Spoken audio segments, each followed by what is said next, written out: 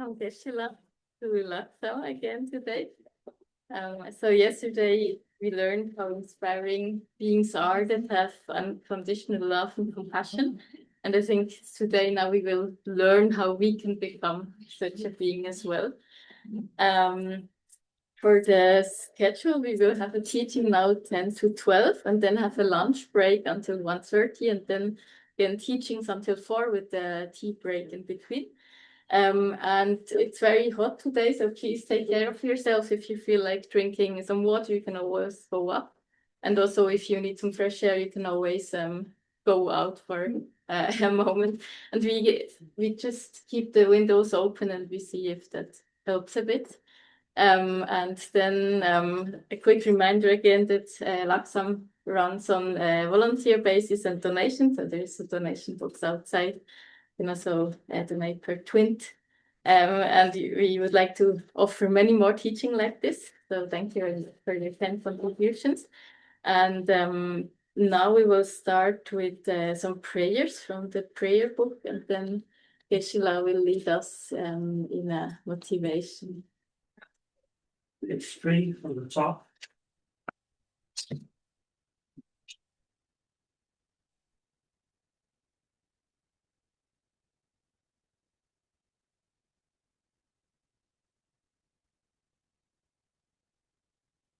Goes to Shadow. To the founder, to the founder, the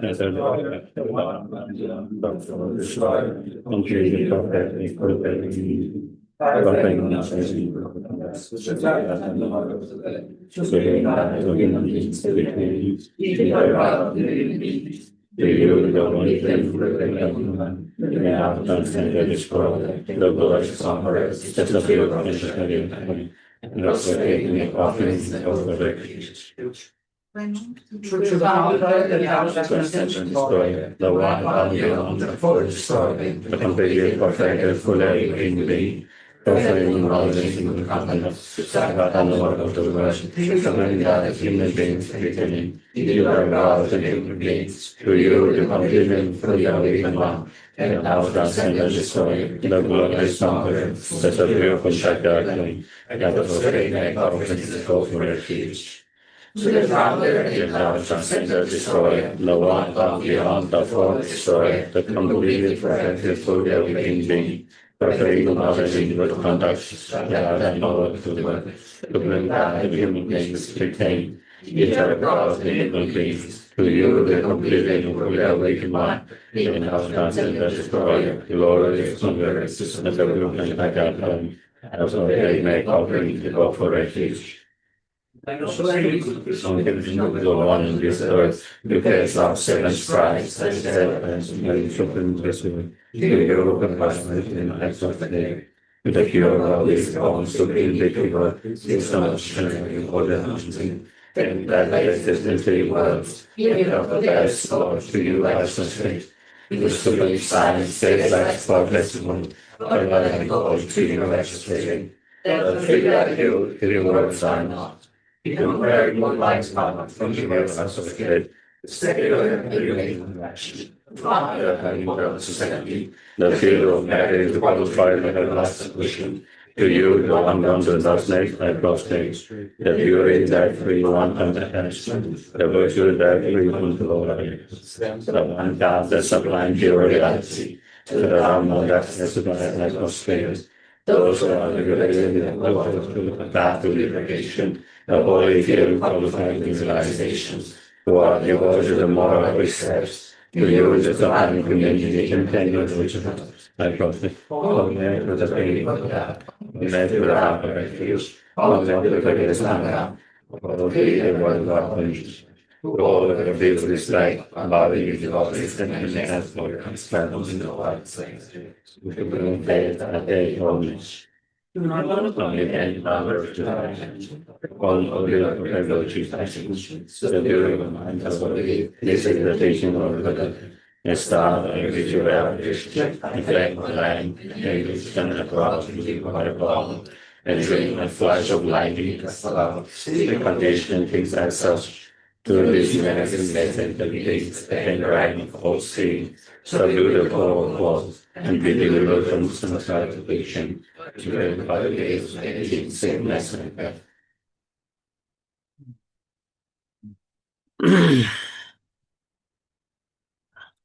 So we will start with the short motivations.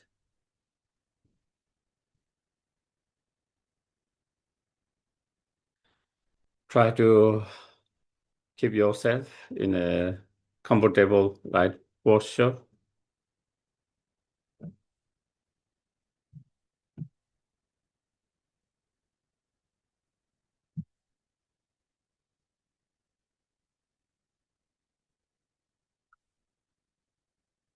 And bring your mind to the body, to the seat.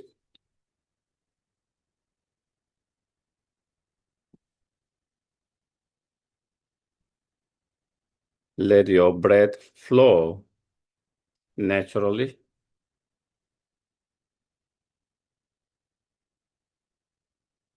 And keep your mind observing, watching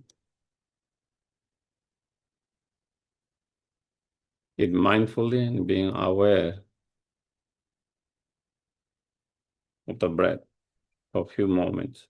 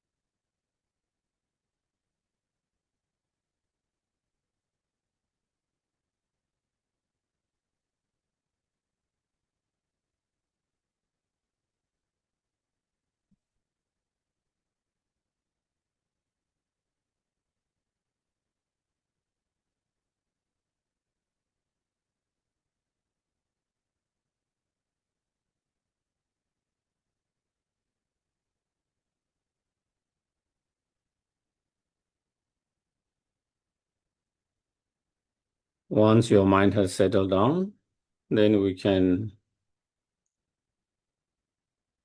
reflect, contemplate that how all our pleasure and comfort comes by depending on others.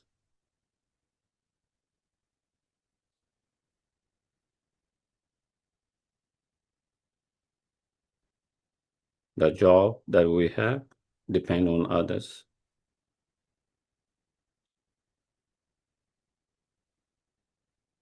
Whether it's a job, whether it's a business, without others, it will be not possible.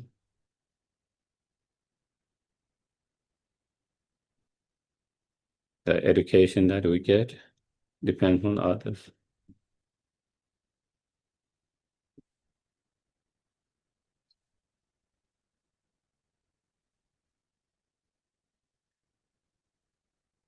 When we are not feeling well, we depend on others.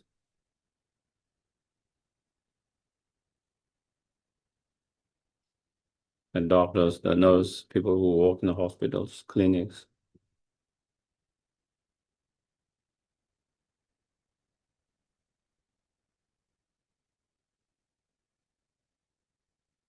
The shelter that we live in depends on others to build it, to maintain it.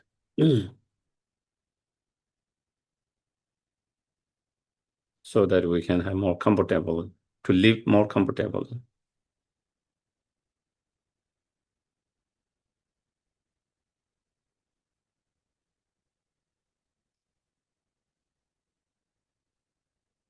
Clothes, the shoes, sandal, everything that we wear, it also depends on others, because we don't make ourselves.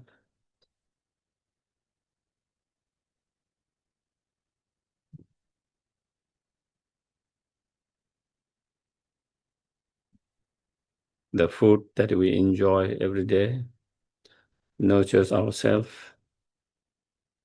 depends on others. Because we don't grow ourselves, everything.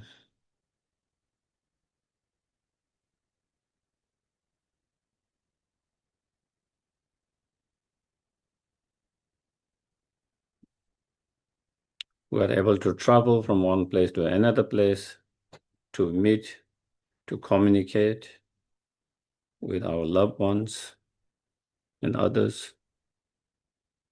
The technology, the transportations. Again, since we didn't create ourselves, it depends on others.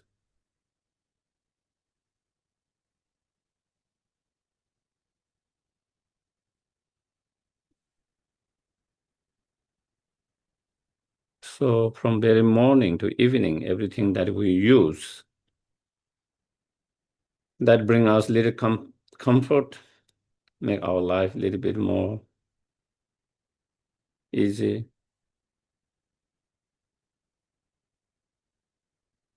Whatever small level of pleasure, joy that we get, they all are dependent on others.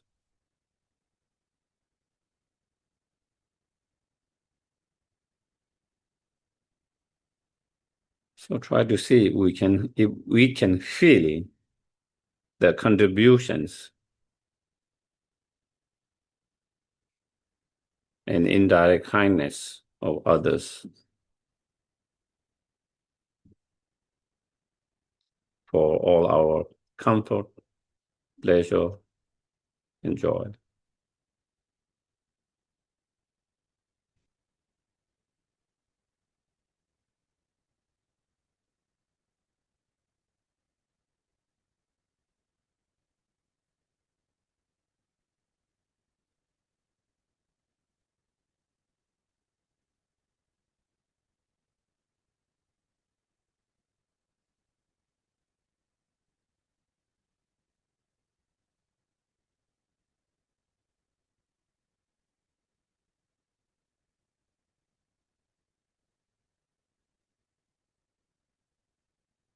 So once we are able to feel others' kindness, contributions, support, directly, indirectly,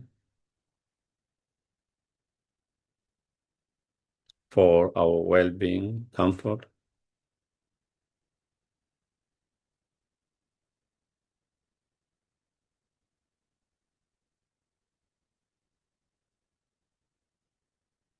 it will be incorrect and not right and too selfish to be only thinking of oneself and not to have any concern of the well-being of others, from whom we receive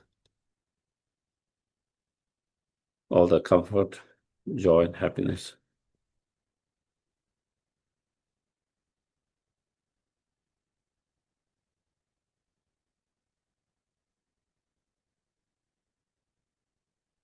Therefore, the purpose of my life is not only just be concerned with our own well-being, but to be able to be help, benefit to others.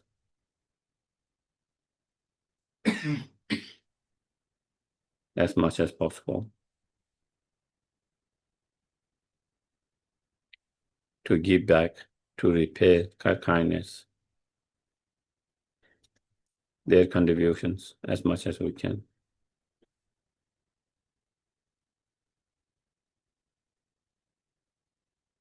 And we have the potential to do that.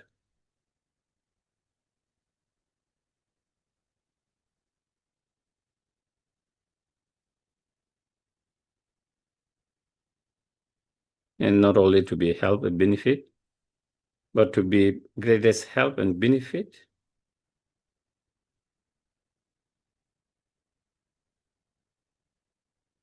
I need to reduce and eliminate my own disturbing negative emotions.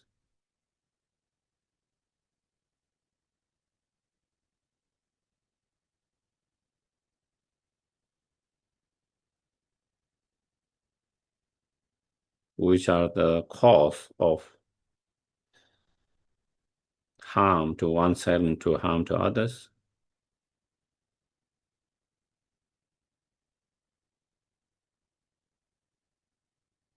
Such as greediness,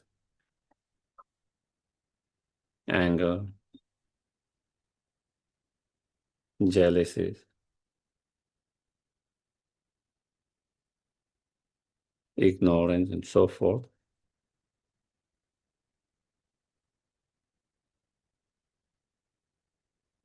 And one need to generate and fully develop those positive state of mind, which are the source of our happiness, happiness of others.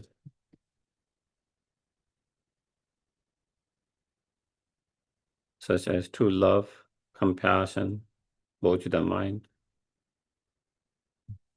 patience,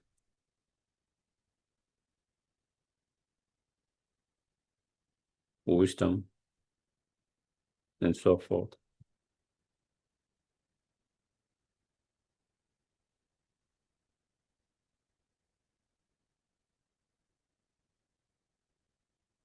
And in order to reduce and destroy those disturbing negative emotions and to actualize those positive state of mind, we need to train our mind by engaging into correct and continuous meditations, contemplations, practice.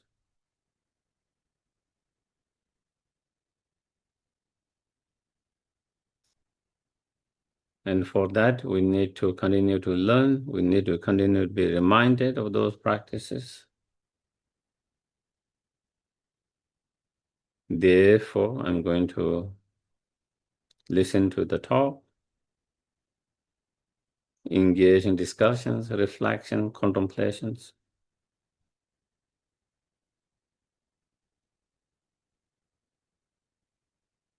And may all of this become cause and conditions to achieve our highest potential, the fully awakened state.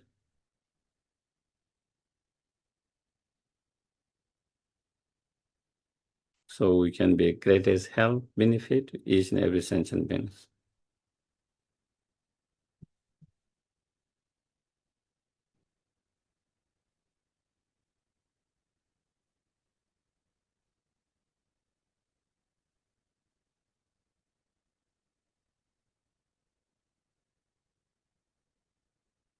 And we also make strong determination to try to follow the Bodhisattva's practice and path as much as possible. Trying to be as much help, benefit as possible. And at least on minimum, we try all our best not to hurt and harm intentionally to others.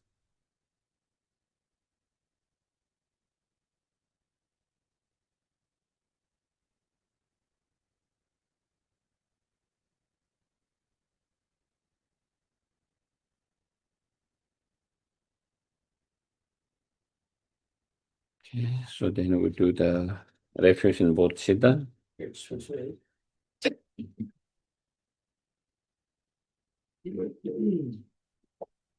Page 28, did you say?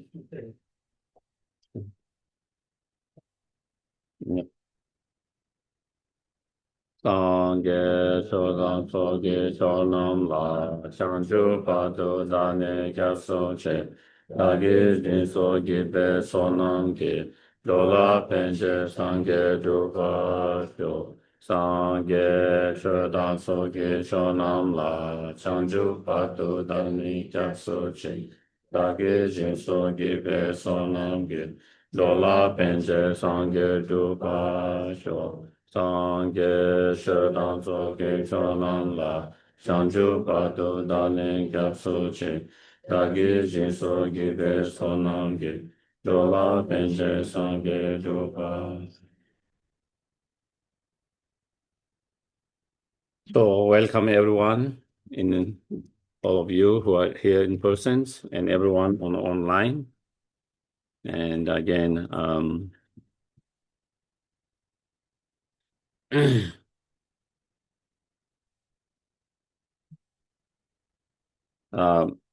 welcome and thank you very much for joining, coming, and I admire that how much effort you make to come is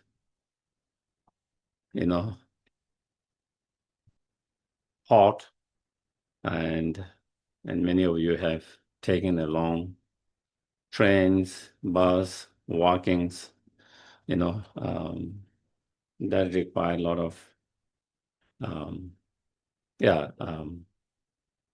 dedications.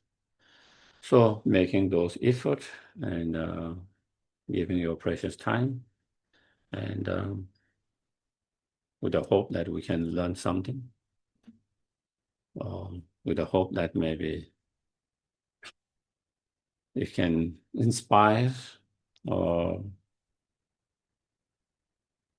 remind us some of the practice that we are inspired to engage.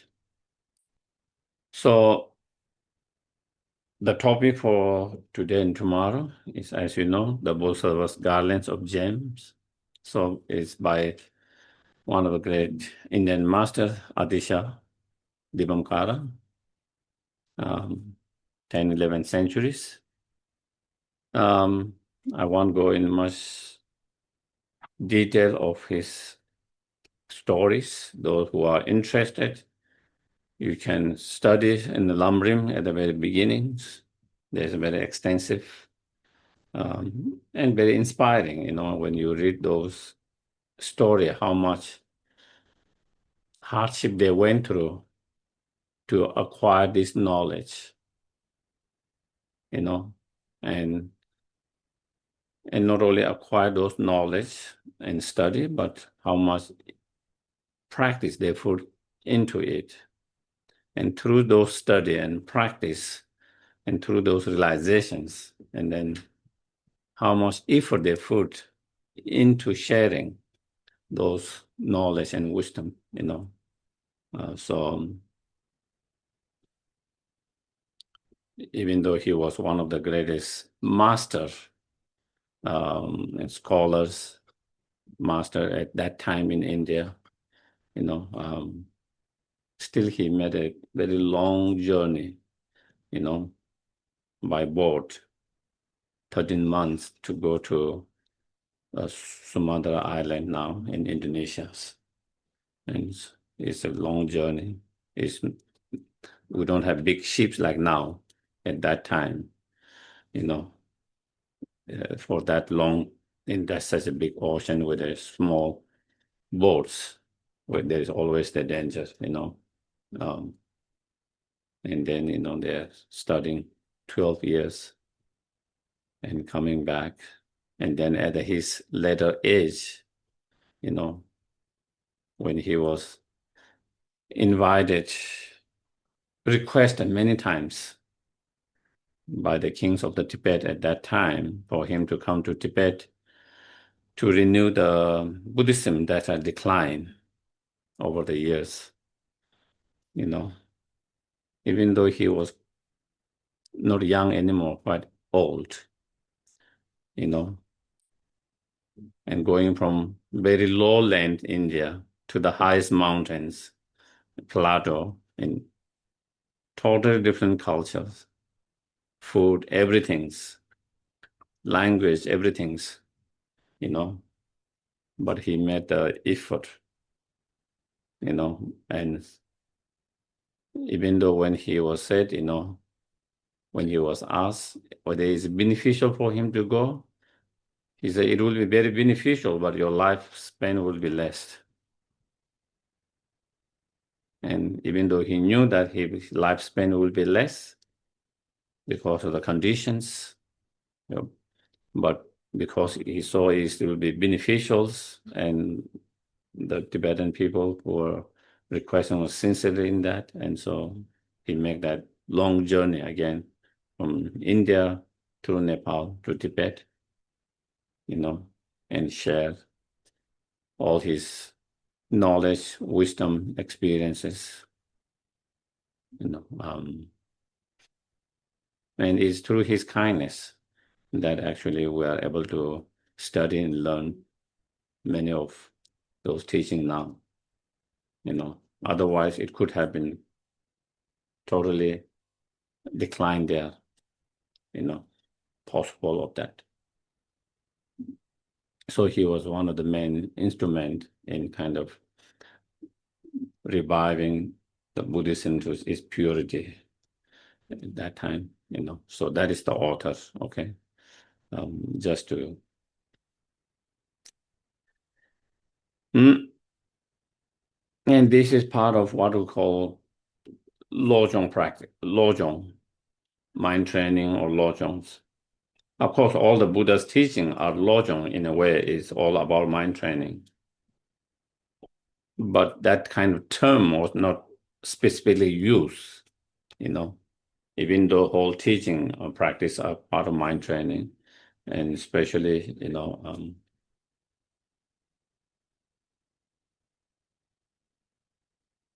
and then especially, Nagarjuna's precious Garland and Shantideva's Gatsabosa way of life. These are the main source of the Lojong practice, but the so-called Lojong became more that term, and those practices become more popular after Adisha in Tibet, and so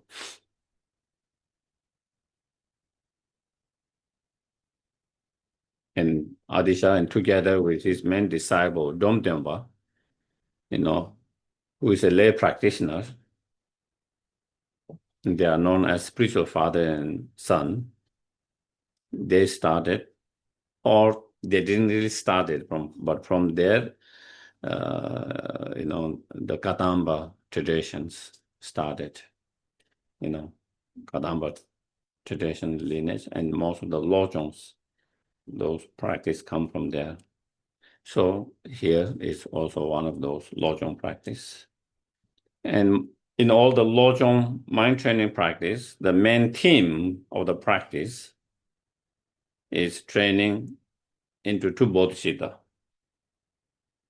The whole, the main body of the practice or the scripture or text is the training into Bodhisattva, the training of conventional Bodhisattva and ultimate Bodhisattva. And then within that, then some practice as a preliminary that support those practice, and some practice as like a commitment of those practice, advice of that. So, but the main theme of all the Lojong practice is actually, to develop and to increase and to improve those two Bodhisattva mind. And as we mentioned yesterday, those are the key to destroy all the afflictive emotions, the obscuration of afflictive emotions, as well as the subtle imprint that are led by the afflictive emotions. And to eliminate both of them from the very completely, then one need to develop two bodhicitta mind. So that is, so if we go here, it starts with, I make prostration to the great Bodhi's compassions. I make prostration to the sublime teachers. I make prostration to the Buddha figures, those in whom to have a belief. So it starts with making homage, paying homage, bowing, prostrating to the compassions. So the main topic of these subjects is the compassion. The heart of this topic is the compassions. The compassion is the very heart of this topic, is the very heart of the Bodhisattva practice and Bodhisattva path. So as another great Indian master, Chandrakirti, at the very beginning of his writing, Madhyamika Avatara, where he paid homage to the compassion as well. And because by saying compassion is very important at the beginning, in the middle, and at the end. At the very beginning, it's like the seed. In the middle, it's like the moisture, the waters, and all of that. At the end, it's like the fruit in our spiritual journey. You know, in our spiritual journey, it's very beginning. When you are entering the spiritual journey of this Bodhisattva path, the compassion, in the middle, while you are on the path, to maintain that path is very important to have that compassion. At the end, as a result, like the fruit, when we are sharing our knowledge, our wisdom to others, compassion is important at the end. So in that way, and that is why, because compassion is so crucial and important, the very heart of such path, so here he also pay homage to the compassion first. Then he make also homage to all his teachers, from whom. So again, it's way of remembering the kindness and paying respect. Whatever knowledge, whatever wisdom that he's going to share here, he's saying all this knowledge, this wisdom that he have able to acquire and actualize and to be able to share is because of the kindness of those kind teachers, sublime spiritual teachers from whom he received to his way of repaying the kindness. So that is where he pay the homage there. And also next is he pay homage to the personal deity. We use deity or yidam. In Tibetan it's called yidam. In Western term, most time we use the deity. Here it is used as a Buddha figures, but it means deities are that among the Buddhas, that we have personal some kind of connections, karmic connections. And if you rely on them, because that's karmic connection, one can have, more the realization more quickly and more easier by relying on those. And so those are called yidam or deity. So here he's paying homage to that. And Lam Adisha's one of the main, his own personal yidam was Vrindara. Was one of his main, yeah. So that is the homage. And then we start with so here is advice. when you engage in the practice, any meditation, any practice, especially, of course, here, the main being when we practice and engage in meditation practice on the Bodhisattva mind, the two Bodhisattva mind, how we should practice,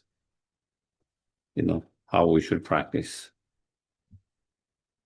And so here it says, let me rid myself of all the indecisive, wavering, and cherish being wholeheartedly earnest in my practice. So when we engage in a practice, you try to practice wholeheartedly without having two-minded, So before we engage in the practice, we do more research, study. You do more research, more studies, and clear whatever doubt you might have. Whatever unclear there might be, you try to clear those unclarity, If you need to ask your teachers, if you need to discuss with your Dharma friends, if you need to do self-reflections, through all these different forms, you try to, gain more certainty in what we are trying to practice and meditate on.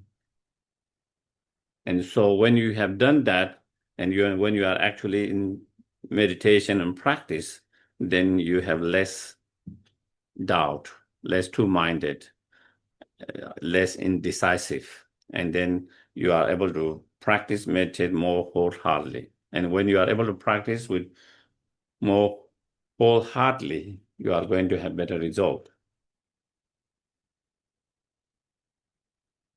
So again, even though this advice is, of course, in training and practicing meditations, but I think this practice can be applied even in our everyday life, even our normal activities, job,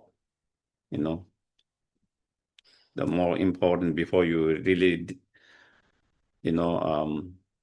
engage in it, you need to do more research, So when you actually jump into whatever project, that there's more clarity and that you are able to give wholeheartedly. And so that applied definitely in a practice. So that is the advice. And also, when we practice meditate, trying to practice and meditate more with more concentrations, without distractions, and without kind of dullness. Those two are obstacles for our good meditation, good practice.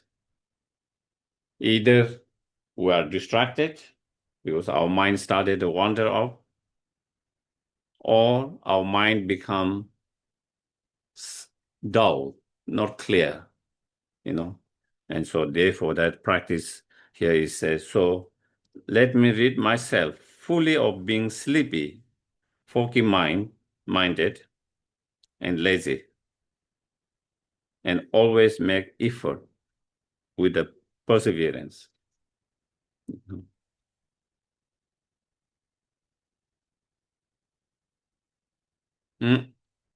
So when you try to practice,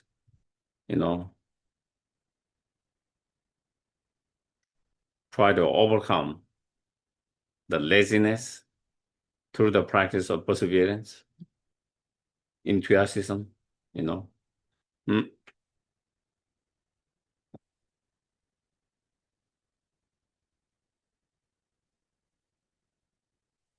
In laziness, that you don't have that kind of joy and enthusiasm in what you are trying to do. So in here, the practice, So because you don't have that kind of joy, enthusiasm in your practice, therefore you can become easily lazy. If you have the enthusiasm and joyfulness, it wouldn't be lazy wouldn't be a problem. But for us, a lot of time, laziness problem. Not having the inspirations or enthusiasm or joyfulness and engage in the practice. And to overcome that, then you practice the perseverance, and by applying,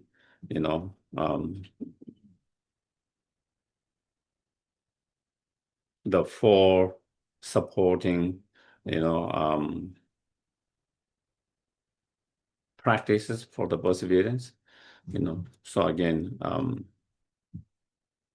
if you want to learn more, then again, if you study the chapter 7 in Shantideva chapter 7 on the enthusiasm or joyous effort, then there's much more detail on that, how to overcome identifying different kind of laziness, and then different practices to overcome those different kind of laziness, and then in order to develop the perseverance, the four conditions that one try to apply, so those through that, then we try to advise it to overcome that, and then with a strong perseverance, enthusiasm, and free from the distraction and free from the dullness, unclear mind, then you try to practice whatever practice meditations you do. And with that, then definitely you have much more better result. Quicker result, better result. As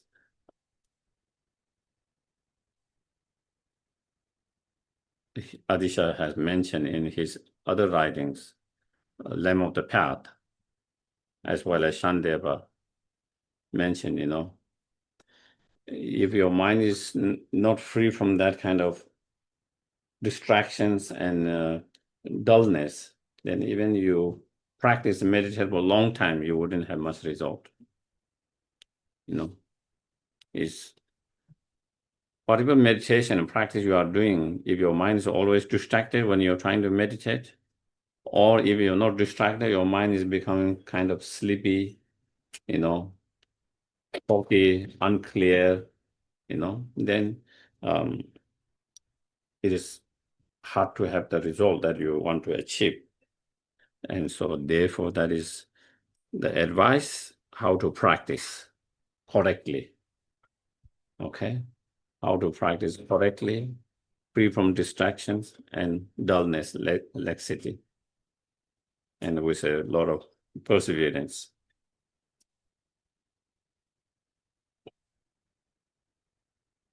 And one of the things, not only perseverance, not just effort, perseverance, hard work, but to find joyfulness in practice. That is one of the most important. We have to find a way to make your practice meditation more enjoyable, joyfulness. Not like kind of the practice becoming a burden, feeling like I have to meditate, but you don't want to meditate. There's no joyfulness because, I have to meditate, but I don't feel like I want to meditate, I have to do practice, but I don't feel like I want, maybe if I can skip today, that means there's no joyfulness. If something is joyfulness, even people ask not to do, you will stop doing it. Yeah. Even someone said, please take rest, don't to practice, not be able to stop because there's something you find joy and enjoyable and in that. But when we don't have that, then we are always finding excuse, finding excuse to skip the practice today, to skip the meditation today. Maybe I can skip today, maybe I can do tomorrow. Today is too hot. Today I feel very tired. So we have all different excuses. And so therefore, you cannot have that kind of consistency with our practice. Unable to have that consistency, one of the reasons, And again, when you don't have consistent, it's hard to have the result. And so therefore, once you find a joy, then you will be able to do all the time, no matter how busy you are, no matter, because it's something that you really enjoy it. It doesn't become any burden, stress out, When we don't enjoy it, then it can become burden, stress out, So therefore, and in perseverance, finding that joyfulness within the perseverance. So that is one thing. Second, here it says, so that is how we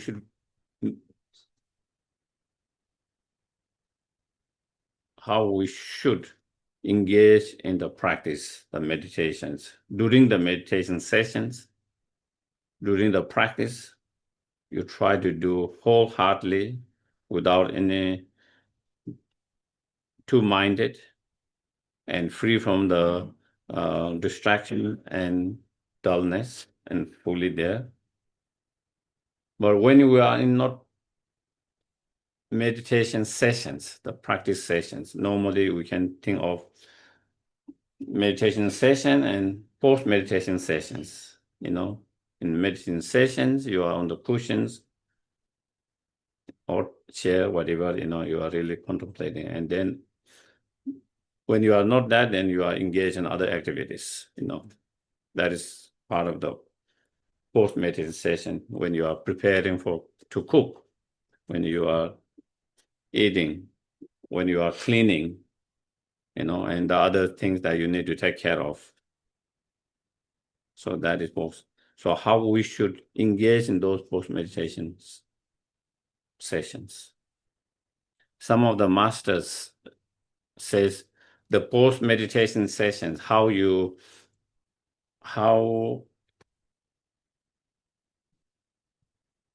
practice during the post-meditation is even more important than during the meditation sessions.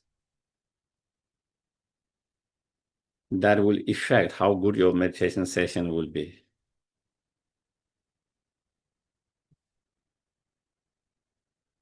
Next time when you go in meditations. And so therefore, here in that, what we should, let me always safeguard the gateway of my senses with mindfulness, alertness, and care. So when we are not meditations, when we are out, in the world, whether you are preparing, cooking, cleaning, taking care of other chores, meeting people, whatever, when you see a lot of things, when you hear a lot of things, when you smell, when you taste, when you feel, the senses, when senses are active, you have to guard your senses, gateway of the,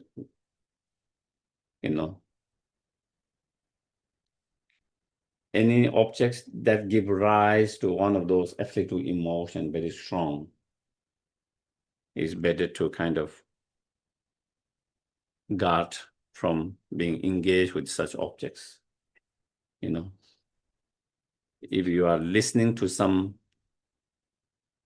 talk, something that is disturbing the mind, agitating the mind, upsetting the mind, better to guard it, not to listen to it. If you are reading something and you are seeing something that is really making you upset, agitating, and disturbing your mind and giving rise to one of those afflictive emotions, better to guard yourself instead of continue to follow your senses. Because when you don't guard your senses, then the sense collect the informations. And on the basis, then your mind perceives things, and then that disturbs your mind. So then afterwards, when you're trying to meditate, you cannot concentrate because from what you heard, what you saw, something that was disturbing, your mind cannot stop from that. So you are on the cushions now, but your mind is so bothered and so busy from what you, and that is why, yeah, okay. So it's very important, especially for the beginner. Once you have good, strong practice, when you have realized high practice, then it's not a problem. It's not a problem. Then, you can manage, even you see all of this, it doesn't disturb your mind. You have the practice, you have the ability to deal with that. It is not a problem. What you hear, what you see, what you smell, what you taste, all of that. But at the very beginning, those affect our mind because we don't have strong practice, strong tools. So therefore, it's important what we see, what we listen to, what we hear,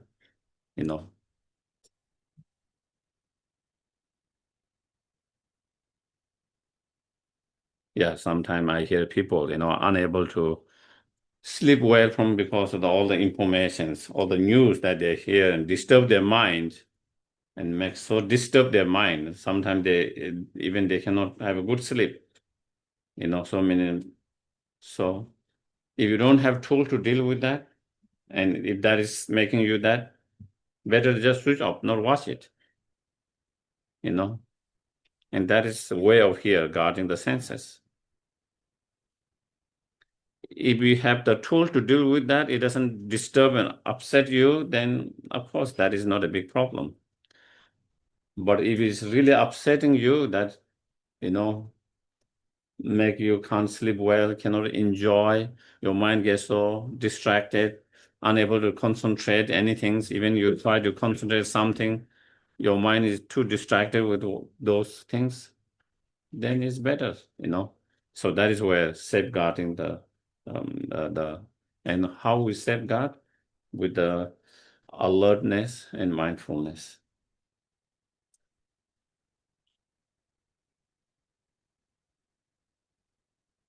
And how we do that. So let me check repeatedly the flow of my mind 3 times each day and each night. Of course, this is just giving an example, 3 times or 3 nights. The idea is maybe you start with 3 times, then 6 times, 12 times, 24 times, 48 times, and then all the time.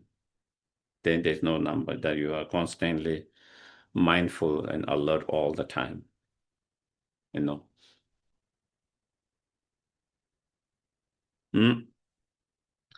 that is one of to have good practice, as we were talking at the very beginning, to have a practice that is free from distractions and dullness, laxity. What you need, the tools to have that kind of practice meditation is very strong alertness and mindfulness. The more stronger mindfulness and alertness practice you have, the more you are able to concentrate and focus without distractions and without the laxity and the dullness.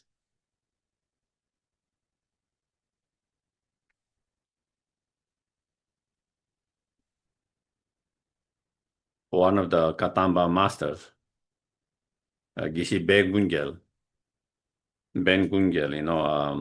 it has a very interesting story of him,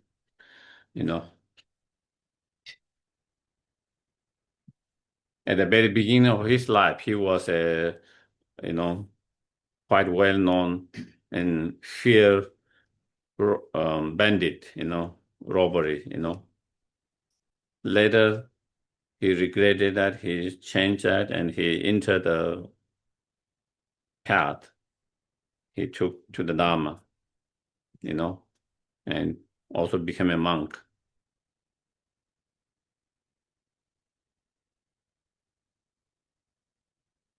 And there is a few stories, one story was that, one time he was invited to by a family to do some puja ceremonies at home,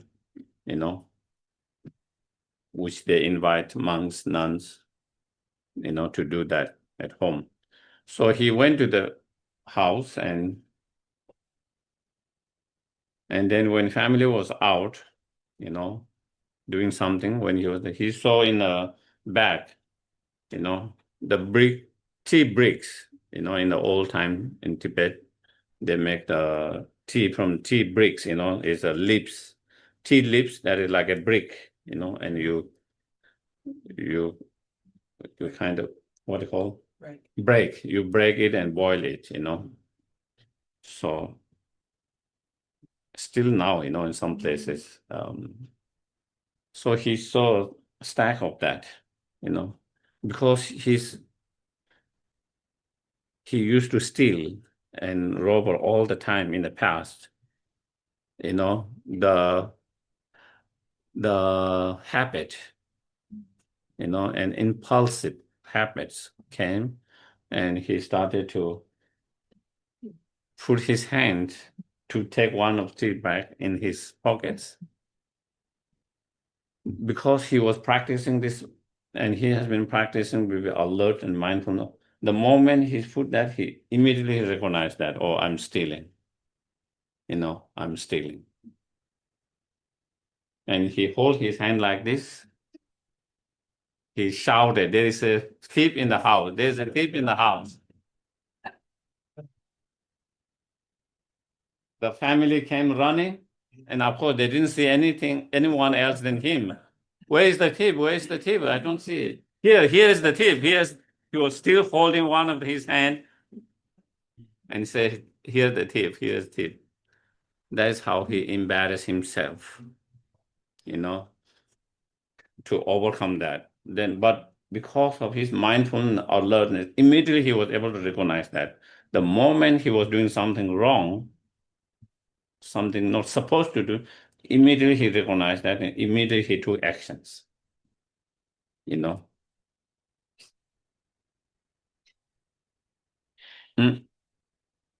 Another time, they were serving a yogurt in a puja, ceremony.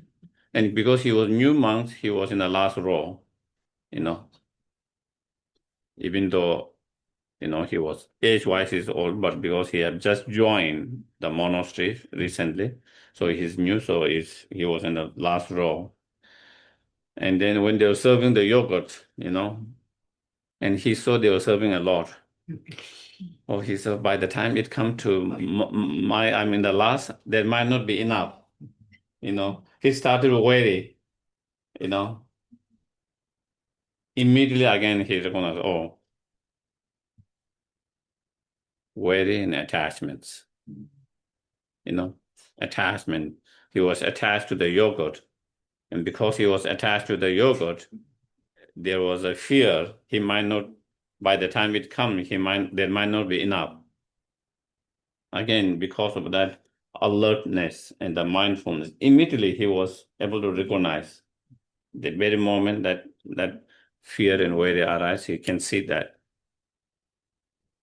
And then when the monks who were serving, they served, and of course there was enough, And when it came to his turn, he put his bowl, in a Tibet, you take your own bowl and everything's, wooden bowl, tea, food, everything, and he put it down and said, I've already eaten.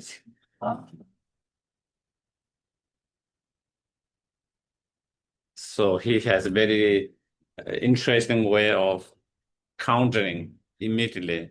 First, he recognized immediately through that mindfulness alertness. Once he's recognized that immediately, he take some kind of actions, really kind of interesting actions, just like how he did that, embarrass himself in that way, and took such, and here also he put it down and he says, my attachment is already eaten, food I've already eaten. And so there was another time, he was doing a retreat, and he was supposed to do retreat. Someone was, supporting him, the benefactors. There was benefactor who was supporting him.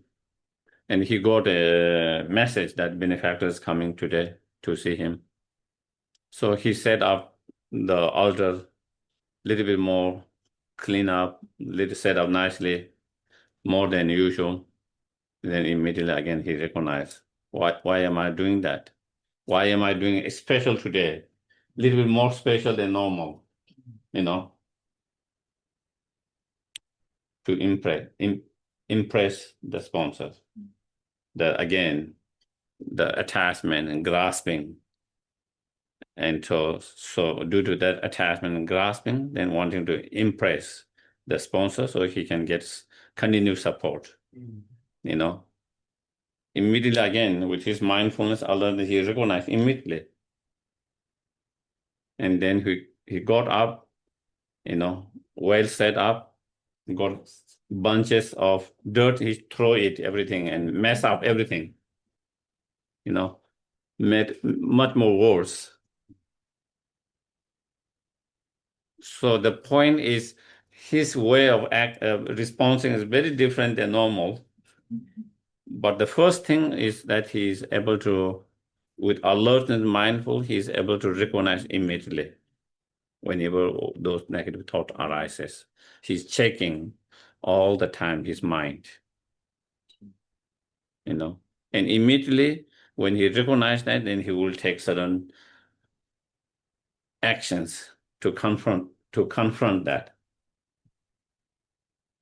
So this is similar to in the adversarial mind training, the third line where it says, whenever any delusion arises will endanger oneself and others, through the practice of mindfulness, others try to confront it without any delay. And that is what he really applied all the time. Same here,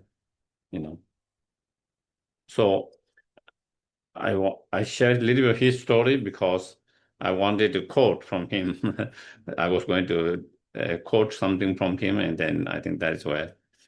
So he said, and then eventually he really became a great practitioner and meditator. Great practitioner, meditators, and very inspiring for a lot of others, from being someone who is so feared and well-known, robbery, theft for someone. And that is how he changed his mind and his actions. Everything is by applying the alertness, mindfulness all the time.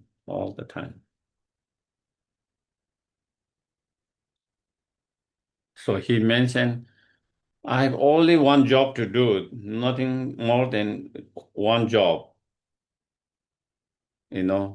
by guarding the door of my mind.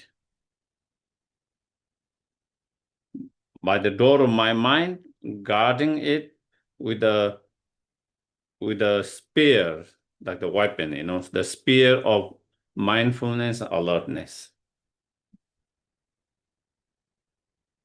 Just like the guards from the enemy by the gate. Same way he said his job is to guard the gateway or the door of his mind with the weapons of the spear, weapons of mindfulness and alert or introspections. There is nothing more to do than that. And whenever the delusions get more excited, active, I will be also more alert, more active. When they are really relaxed, I can relax a little bit. But that is how he was able to, make progress through such practice, mindfulness and alertness or introspections. So that is also here. At the very beginning, maybe one can, sometimes you can have on your, let's say, your phone, you can have some, setup that rings, maybe like a bell. bell or a singing bowl. Maybe 6 times a day, every 2 hours or every 3 hours. When that rings, you take some moment to check your mind, check your speech, check your actions, with that mindfulness, alertness, what I'm thinking now, what is going in my mind, what feeling, what thought is going in my mind at the moment, how am I communicating? How am I expressing my physical action, behavior? So through mostly the mind, in that way. So stopping few seconds to be more mindful and alert. And then slowly, instead of every 3 hours, every 2 hours, slowly every hours.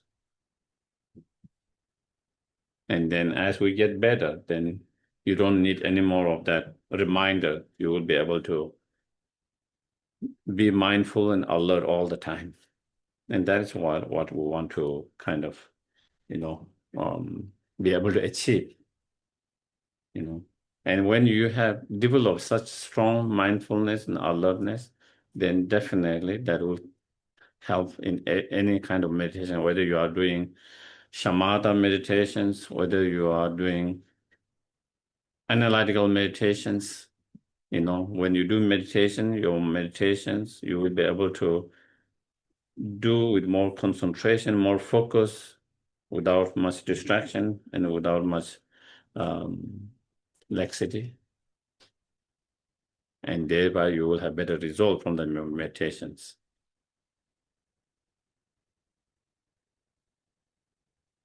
Yeah.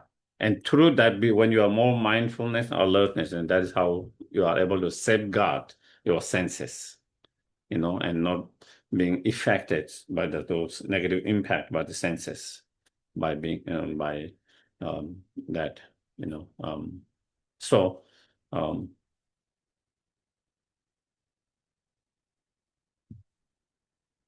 so they say, if you have good meditation sessions, it affects your post-meditation sessions, how you behave or how we think during the post-meditations.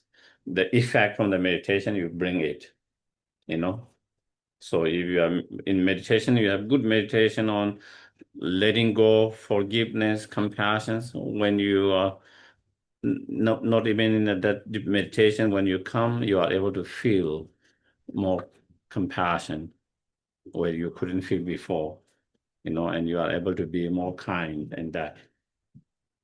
So that is how meditations help and support the post meditations. Also, how you practice, what you practice, how you behave or how you think during the post meditation also affect. During the post meditation, if you try to continue to keep what you have meditated as much as possible, then when you go back to meditation again, then you will be able to meditate even better and better result. But when you are post-meditation, you allow your mind to be distracted everywhere, and then when you go back to meditation, then it will be much more harder. More distractions from what you saw, what you heard, what you felt, all of that affect you. So that is... Yes. That's your question. How would you define the difference between mindfulness and concentration? Yes. Mindfulness and concentration. What's the difference? Mm-hmm. So mindfulness is the tool that lead to concentrations. So mindfulness is one of the mental factors, and that mental factor is different from the concentrations. So mindfulness, the functioning of mindfulness, that mind, function of that mind is, what do you call, not to get distracted, losing the object. So there is in the scripture, they give this example of when you are training wild elephant, you use the chain to chain the wild, to train them, domesticate and train them. So you need to tie. That's what they do. And the same way when you are taming the wild mind, then you use the rope of mindfulness to keep the mind to the pillar of the objects. So that is what it helps to not to lose the objects, to keep on the objects, whereas introspection or alertness, time to time checking whether your mind is, distracted or not, whether your mind is falling into laxity or not, whether your mind is, so it's time to time, kind of checking that is what is known as, here translated as alertness. In Tibetan is Sheshin. And so sometimes it is translated in introspection, here alertness. So those are the alertness or introspection and the mindfulness. Then having trained yourself with the mindfulness to keep that on objects, then over the time, you have this ability, your mind get ability to concentrate on that as much as you want without any distraction, that mind. So that one's like the rope that helped you too. And then after that, now you have trained your mind that you don't need any more the rope to chain on it. Your mind has that ability to stay on that. And that one is the concentration, to be able to sit on that mind without getting distracted. Whereas mindfulness is a rope or that help not to get distracted and to keep on that rope. So as I mentioned before, this teaching and practice are mainly to Bodhisattva mind, the main force. So in order to develop the conventional Bodhisattva mind, you need to have true love, compassion, as we discussed yesterday. In order to have that kind of true, unconditional, unbiased true love and compassion, then you need to reduce and overcome the self-important ego. The self-important ego is the obstacles. True love and compassion is the state of mind that hold others more important than oneself. Whereas the self-important ego is opposite mind. So in order to really to develop that true love and compassion, we have to reduce and eliminate that self-important ego. And to reduce that, so then some practice here, it says, let me make my own failing to be known to others and seek no mistake in others. So why do we need to make our faults, defects, shortcoming known to others so that we can reduce our ego, our egoistic mind? Is a way or method or way to reduce the egoistic mind, feeling I'm the supreme, or pretending I'm the supreme, I'm the better. So instead of pretending I'm better than we are, or trying to show up how good you are, instead, even though we might be good at many things and we might have good qualities, but at the same time, we have our own weakness. We have our own shortcomings. We have our own defect. And so letting know that others, instead of hiding it. At the moment, that's what we want to hide. We want to hide our faults. But here is the opposite. You let know others. You let others know all your faults, your shortcomings. And so it helps to be less arrogant, less egoistic, less pride.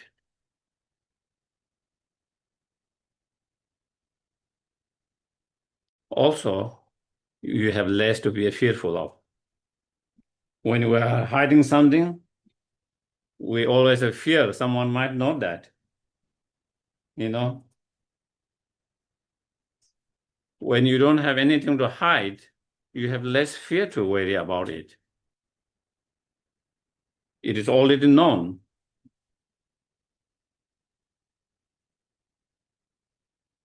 So there's more transparency and less to be fearful about, less to find your fault because it has already been known.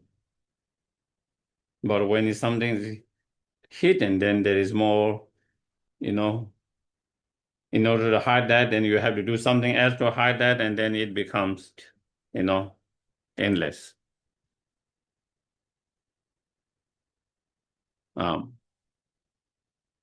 So that is, and then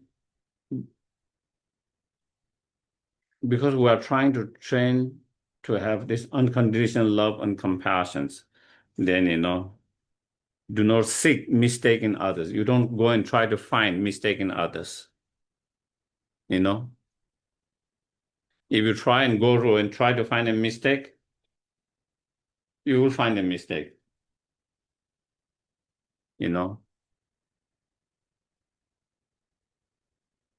What can you expect from ordinary sentient beings? Not a perfect.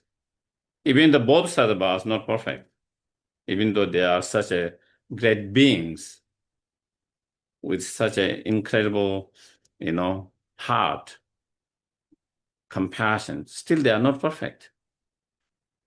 The only perfect being is the Buddha, fully awakened, fully enlightened. Even the Bodhisattva, high-level Bodhisattva, even they are not perfect. They are relatively more enlightened, more perfect, but still they are not perfect. So since they are not perfect, if you try to go and find a problem, you will always find a mistake someone. And then when you find a mistake, then you get upset, disturb your mind. It disturbs your mind. And because it disturbs your mind, then you started to have feeling of dislike, aversion, and anger. And when you have that kind of feeling of dislike, aversion, and anger, then it is against it goes against the loving kindness, compassion, bodhicitta. Then it becomes obstacles. Instead of bringing feeling of closer, it creates feeling of more distant. In order to develop true sense of true love, compassion, and bodhicitta, we need to have this feeling of dear and closer. That is what in practice meditations. But when you started to think of others' mistake and faults and all defect and everything, then it makes you feel more distant, not closer. And when you feel more distant instead of closer, then it is hard to feel compassion. It's hard to feel loving kindness. Then it's hard to have the bodhicitta mind. That's why part of this training is to reduce the ego and to build sense of more closer and a feeling in that way, in terms of sense. So that is why one try to practice. And then, so let me keep my own good qualities hidden and make the good qualities of others be known. Again, normally, because our egoistic mind, if we have any good qualities, we'd like to let know everyone, Oh, this is what I did. This is what I did. I did all these things, I can do this all. I have done all this. So we let know everyone all the good things we did, all the good qualities we have, and we try to hide our own faults, defect. Here is trend opposite.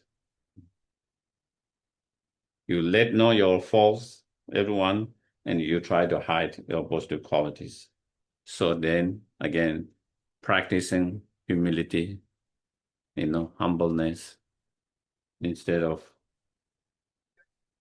and especially for at the very beginning when you are training, when we don't have strong practice, we let know our good qualities, and then people try to say, oh, how good you are, how nice you are, how this and that. Then you started to feel more than you are, If you have strong practice, that wouldn't affect you.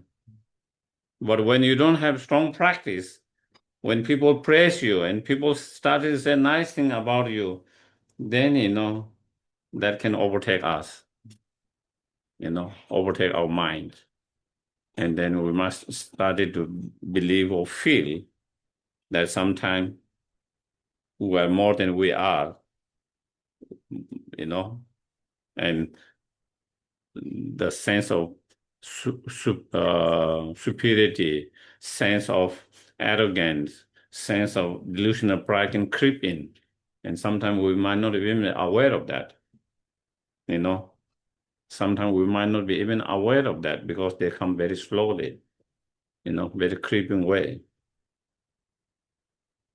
So when we let our good quality down and then there's no one to really praise you and say so good things about you, then it's good for our ego. It's good for our ego so that it can get pop up, When others know your good qualities and when they started to say nice things, good things, then our ego can kind of pop up, started to be active. So when you don't let that know, people doesn't know your good qualities, then they don't praise and try to be as that, then it doesn't, so it's good for ego. And make the good qualities of others be known. At the moment, if you see any faults, we let everyone know. If you see any mistake, we let everyone know. Good qualities of someone, you hide them. If his qualities no, then he might overpower me. He become more famous than me. He might get better than me. I might feel less. So we don't share, we hide their good qualities and we spread the negative qualities. But here again is the opposite, because we are not trying to, make our ego get stronger. We are trying to reduce the ego, and to develop sense of compassion, and so because part of that training is, to develop sense of loving kindness, compassion, sense of others more important. So because you hold others more important, we want to let their qualities, good qualities, known by others instead of keeping it hiding. So that is where, yes. Sorry, for me contradictory that it's okay that my good qualities, but if I praise others, then I am kind of also letting their ego. That is their problem. If we trying to be nice to them, and if they feel their ego built up, then that is their problem. That is not something. Then we cannot be kind and compassionate to others, because the moment we become kind and compassionate, then there's always that possibility of that. So our intention is never to increase the ego. Our intention is being honest. This is a good quality that you see, and they have good qualities, and it's good quality that others should know. We are not making up, And we are not trying to reinforce the ego, but just sharing that. But if they cannot control that ego, and if the ego take over them, then that is their problem. They need more practice, just like ourselves.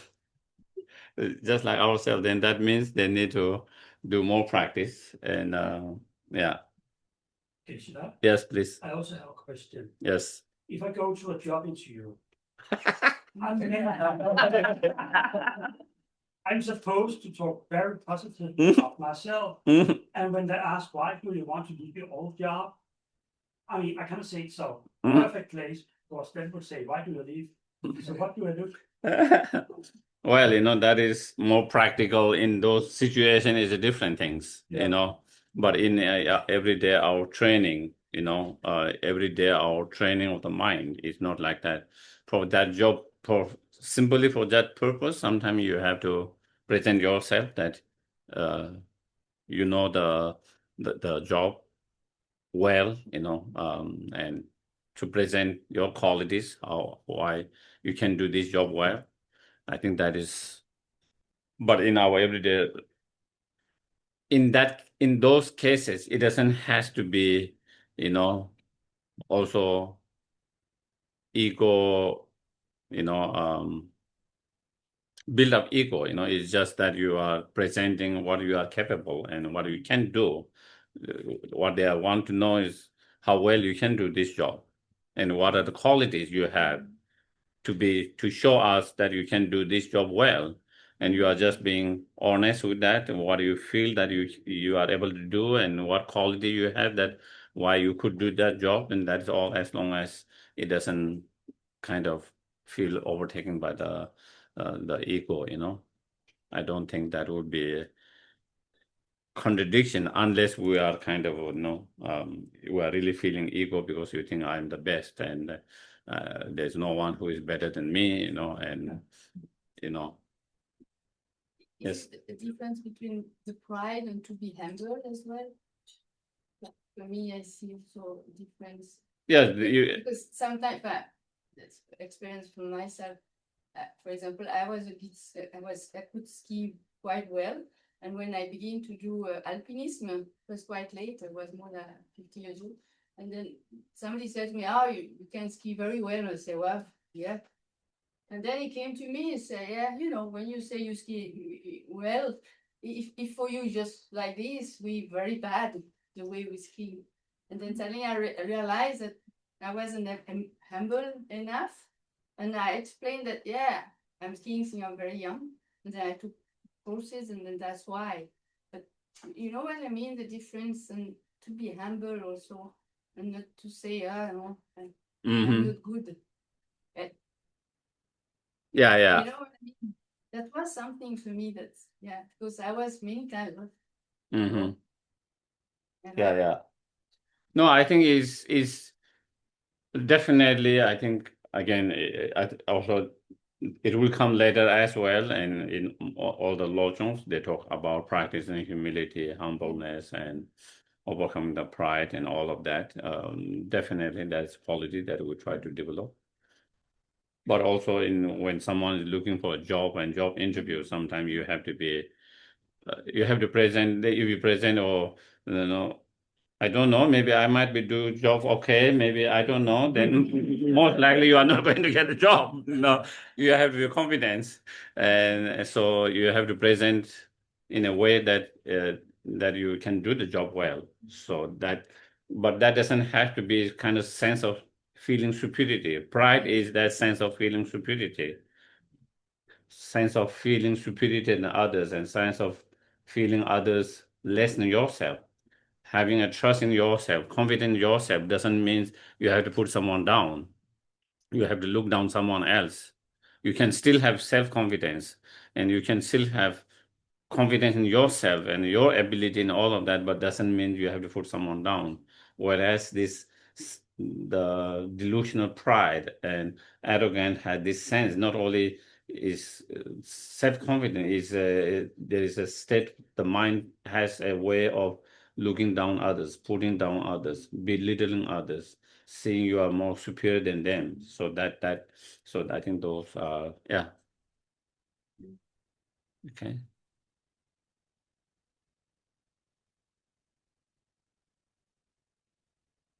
And so again, next one is about, letting go of the worldly concerns, mostly worldly concern, the attachments.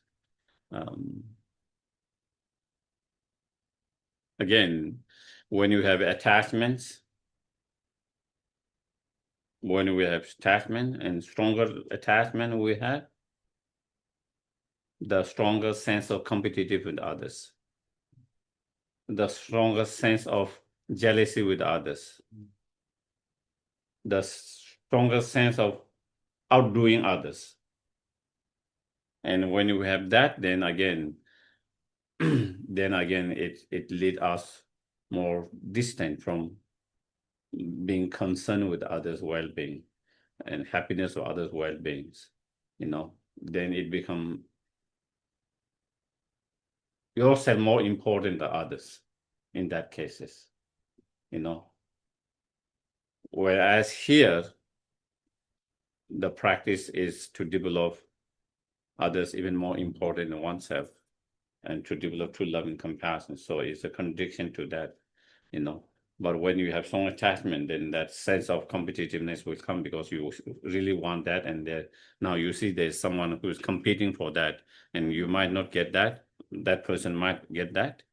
So you started feeling competitive, and also bad feeling towards that, negative feeling, because you don't want them to get that, And then also it could lead to jealousy as well, And then that kind of jealousy could lead to a resentment and anger and all of that, which are again become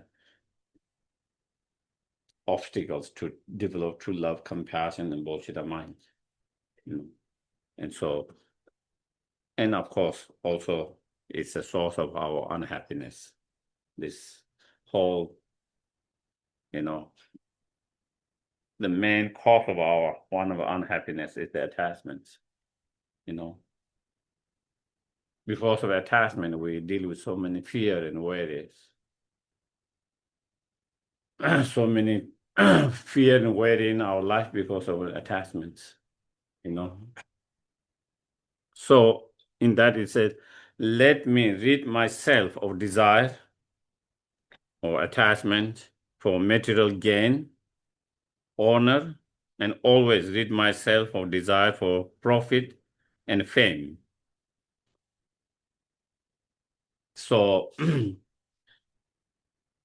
in worldly concerns, worldly concern that you see in Buddhist teachings and the practice, attachment to material gain, and because you are attached to the material gain, then you have aversion to losing the material gain, because you are attached to the material gain. So what happens as a result of that, you have strong aversion to the opposite of that, losing the material gain. And so therefore, then there's fear of that. And then also through aversion, then anger arises.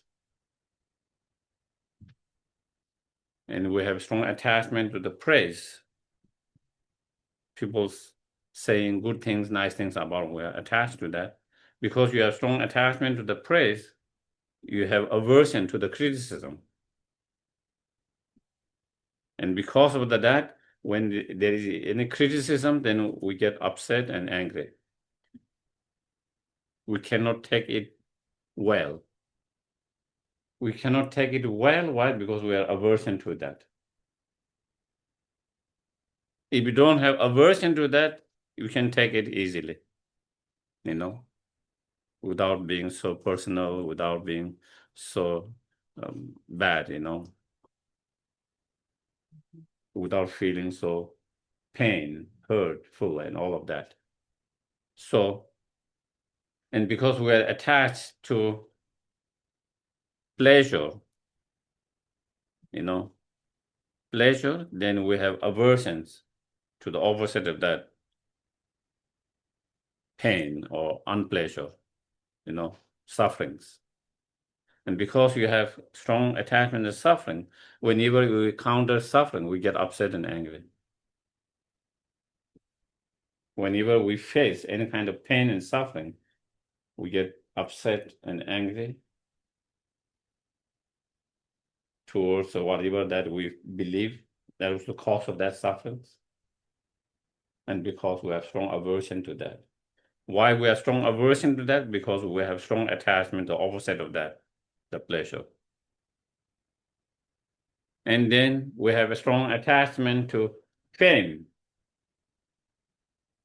Fame, and if we have strong attachment to the fame, then we have strong aversion to the opposite of that, becoming no one, insignificance, unknown, And so because of that, then we have fear of becoming from known to unknown, from becoming something who is, respected to unrespected, someone being some higher than the no one and all of that.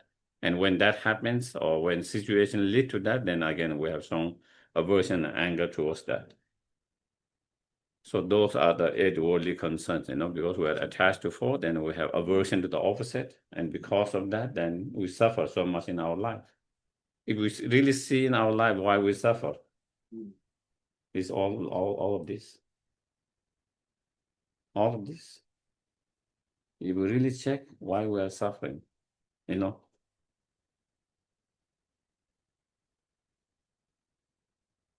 we are wary and fearful of whether we might be able to make wealth or not, whether we can gain the wealth or not. We have a lot of fear and worry whether we will be able to gain the wealth or not. If you are not attached, you will be less wary, less fearful. While you might be still engaged in actions to gain the wealth, but you wouldn't be so fearful and wary. It doesn't change your pursue in a way, what you are trying to pursue, but you don't have to deal with all the fear and worry. But when you have attachment, then you cannot stop that fear and worry. Arise. Fear and worry arise naturally because of the attachment. That's how we suffer. And if we do lose the material, instead of gaining, losing, then even it's more destructive, more painful. If you have less attachment, less painful. More attachment, more painful it is. More devastating it is. It becomes more devastating. And same, praise and that, when someone doesn't praise us, when someone doesn't like us, then we get, hurt, we feel like we are not acknowledged, our contribution was not acknowledged, even though we contributed, they didn't even praise, they didn't even say much about it. We feel hurt, they didn't even recognize that, they don't even acknowledge that. We suffer. We suffer because we feel hurt. Why do you feel hurt? Because you are expecting some kind of, acknowledgement, praise, saying some nice things, or recognizing your contributions, help, whatever that is. And so then we feel hurt, and then, unhappy, and sometimes resentful, anger, that can lead to resentment, anger, I've done all this and now they don't even, I'm done with that. I don't want to be anything. And then you have develop this kind of resentment and anger, all of that. And then again, we suffer carrying all this resentment and anger, everything. Why?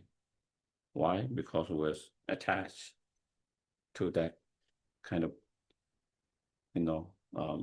result, such as praise, being liked, being acknowledged, being recognized, and so on and so forth.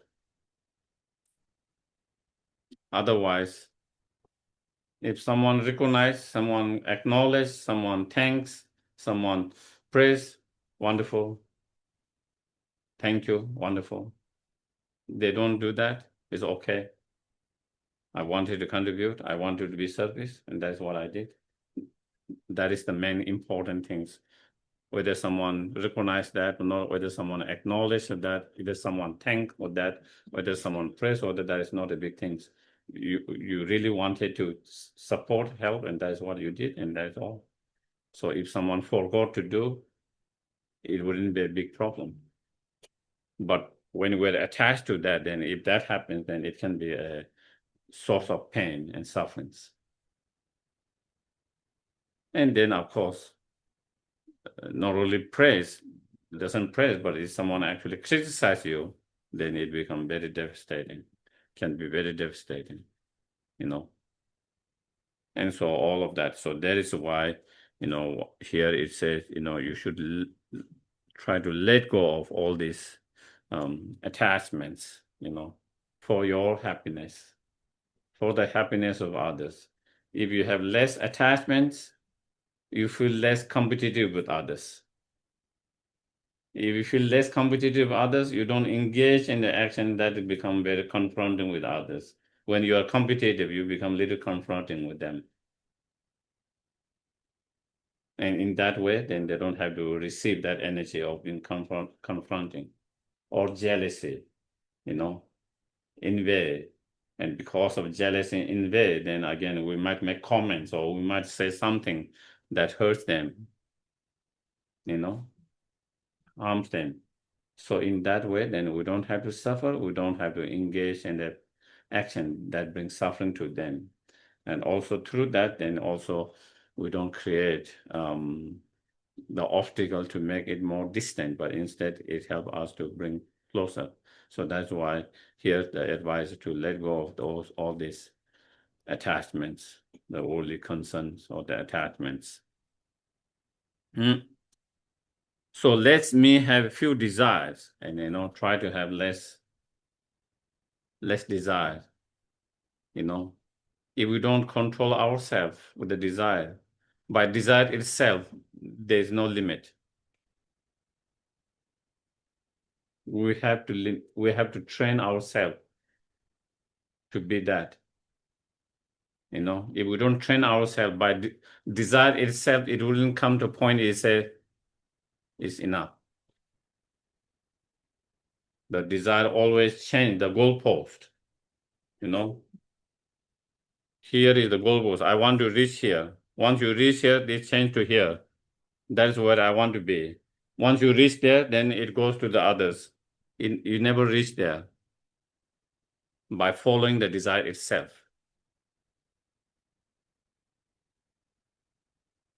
The attachment itself. And therefore, you know, the attachment, by following attachment, you can never one can never come to the conclusion where you feel fully satisfied. We have to learn how to be happy and satisfied with wherever you are, however you are, wherever you are, however you are. We have to train and learn to do that. Otherwise, even you become the most richest person in the world, still dissatisfied as someone who doesn't own anything, you know. The most richest person in the world, if you see, do you see he's very satisfied and Elon Musk doesn't look very happy. So yeah, it's true, you know, from the way he said, way he posed, it doesn't seem very happy person, the settled mind, settled, you know, satisfied, you know. So unless we train our mind to be that by following that desire, it never lead to that. Yes. Yes, thank you. Yeah. I find this subject very interesting. Uh-huh. And how can we love or have a compassion without be too much attached? Yeah, it's not easy. And love. Yes. Yes.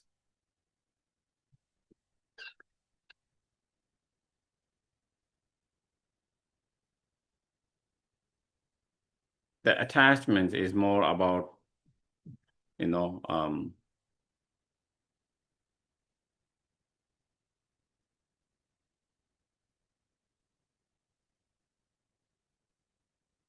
is more to do with,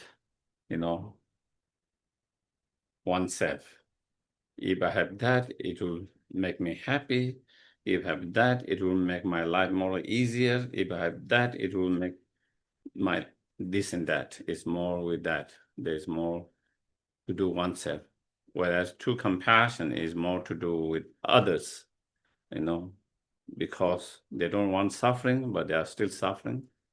And I can be helpful for that. So therefore I should, nothing to do with whether they are kind to me or not kind to me, whether they have been supportive or not supportive, whether they will be supportive or not supportive, whether I'm related biologically or not logically, whether we share same view or not, for the cause. Regardless, is on the basis that because they are another living being, sentient beings, who do not wish to be suffer and they are still suffering, and there is something that I might be able to help on the basis of that, then you develop compassion. So one would develop that compassion, then it is nothing to do with yourself and attachment. It's more to do what they do not want suffering, but they are suffering. So therefore, trying to wanting them to be free from suffering and wanting to help to be free from the suffering. And so that is on the basis of that understanding, on the basis of that.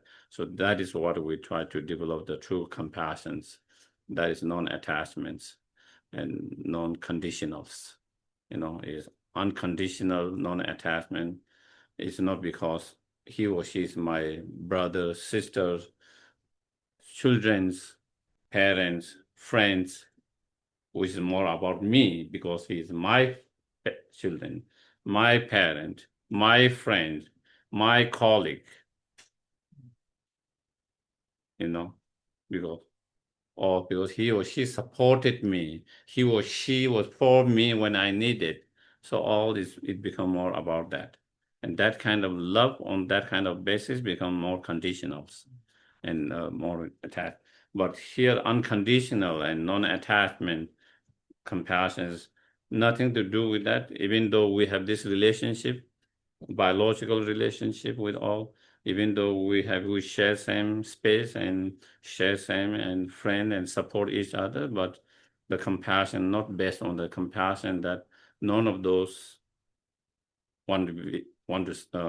wish to suffer, and that all of them want to be happy, and just like any other living beings, and they are also suffering, and then because of that, I don't want them to see suffering in them, because they are one of sentient beings who shouldn't suffer, and they are suffering, and therefore they shouldn't suffer. I wish them to feel suffer, and how I can be helped to reduce the suffering and relieve the suffering. So on that basis, so the foundation for the compassion on that basis, instead of being something to do with yourself, that way. Yeah.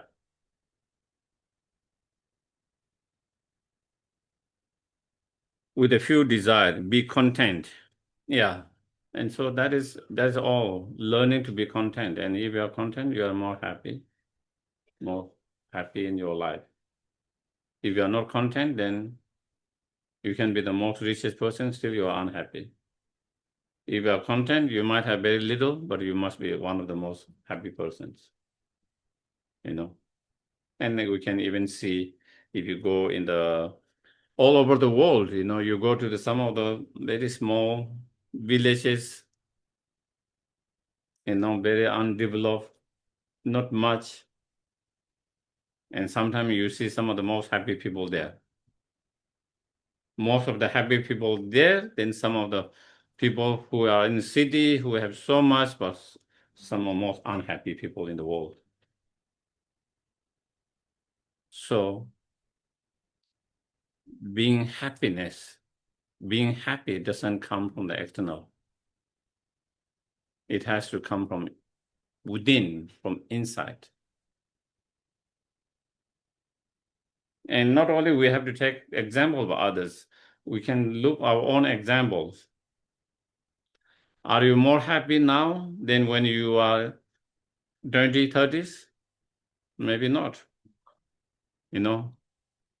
And when you are in 20, 30s, when you're still studying, you didn't have any money, you have loans, probably, you don't own anything, you don't have anything wealth-wise, but you might be more happy at that time. Relatively compared to that, now you have much more. You are earning, you know, you have space, all of that, but are you more happy? You should be more happy if it is coming from the outside. If from the external world, if it is going to make us more and more happy, the more we accumulate, the more level our happiness should increase. But it's clearly very clear. Not only we need to look around us with others in our own experience. If that is the case, where is guarantee that if you become a millionaire, you will be more happy? If you become a billionaire, that you will be more happy than that. It's not that. When you find sense of content inside, then that is when you feel sense of content, satisfactions, then that is when happiness comes. That comes from within, from inside, the sense of satisfaction, sense of contentment, you know. By understanding there's no limit to these external things. And this is, I'm happy with whatever I have, whatever it is, you know. My health might not be perfect, but I'm being content with whatever your health is. Of course, if there's a way to improve it, we try to do that. But also at the same time, while you are trying to improve that, at the same time being quite satisfied, quite happy with that too, you know. And instead of being so unsatisfied and miserable. And that can be with any kind of situation in our life. And show appreciations for the kind act that I have been done. And so again, you know, just like this morning when we did the motivational meditations, you know, showing appreciation and feeling the kindness of others. Feeling the kindness of others and contributions of others for our comfort and well-being. And then whenever we get any opportunity to show the appreciations and to repair the kindness, then you try to show the appreciation and repair the kindness in that way. And by doing that, then again, it reinforces our sense of loving kindness and compassion, you know, to make the seed of loving kindness, compassion, which we all have, by remembering, by, you know, recollecting someone's kindness, you know, and feeling their kindness and their contributions. And then, you know, with that feeling, then generating a strong sense of wanting to repay the kindness.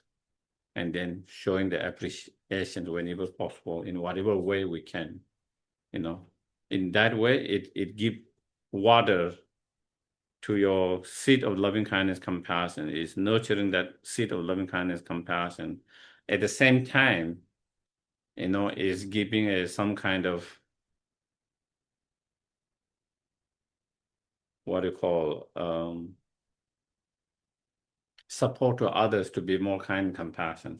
When someone is kind and compassionate, and when that is appreciated, then it encourages them to continue to be kind and compassionate. You know, it helps you, it helps the other persons.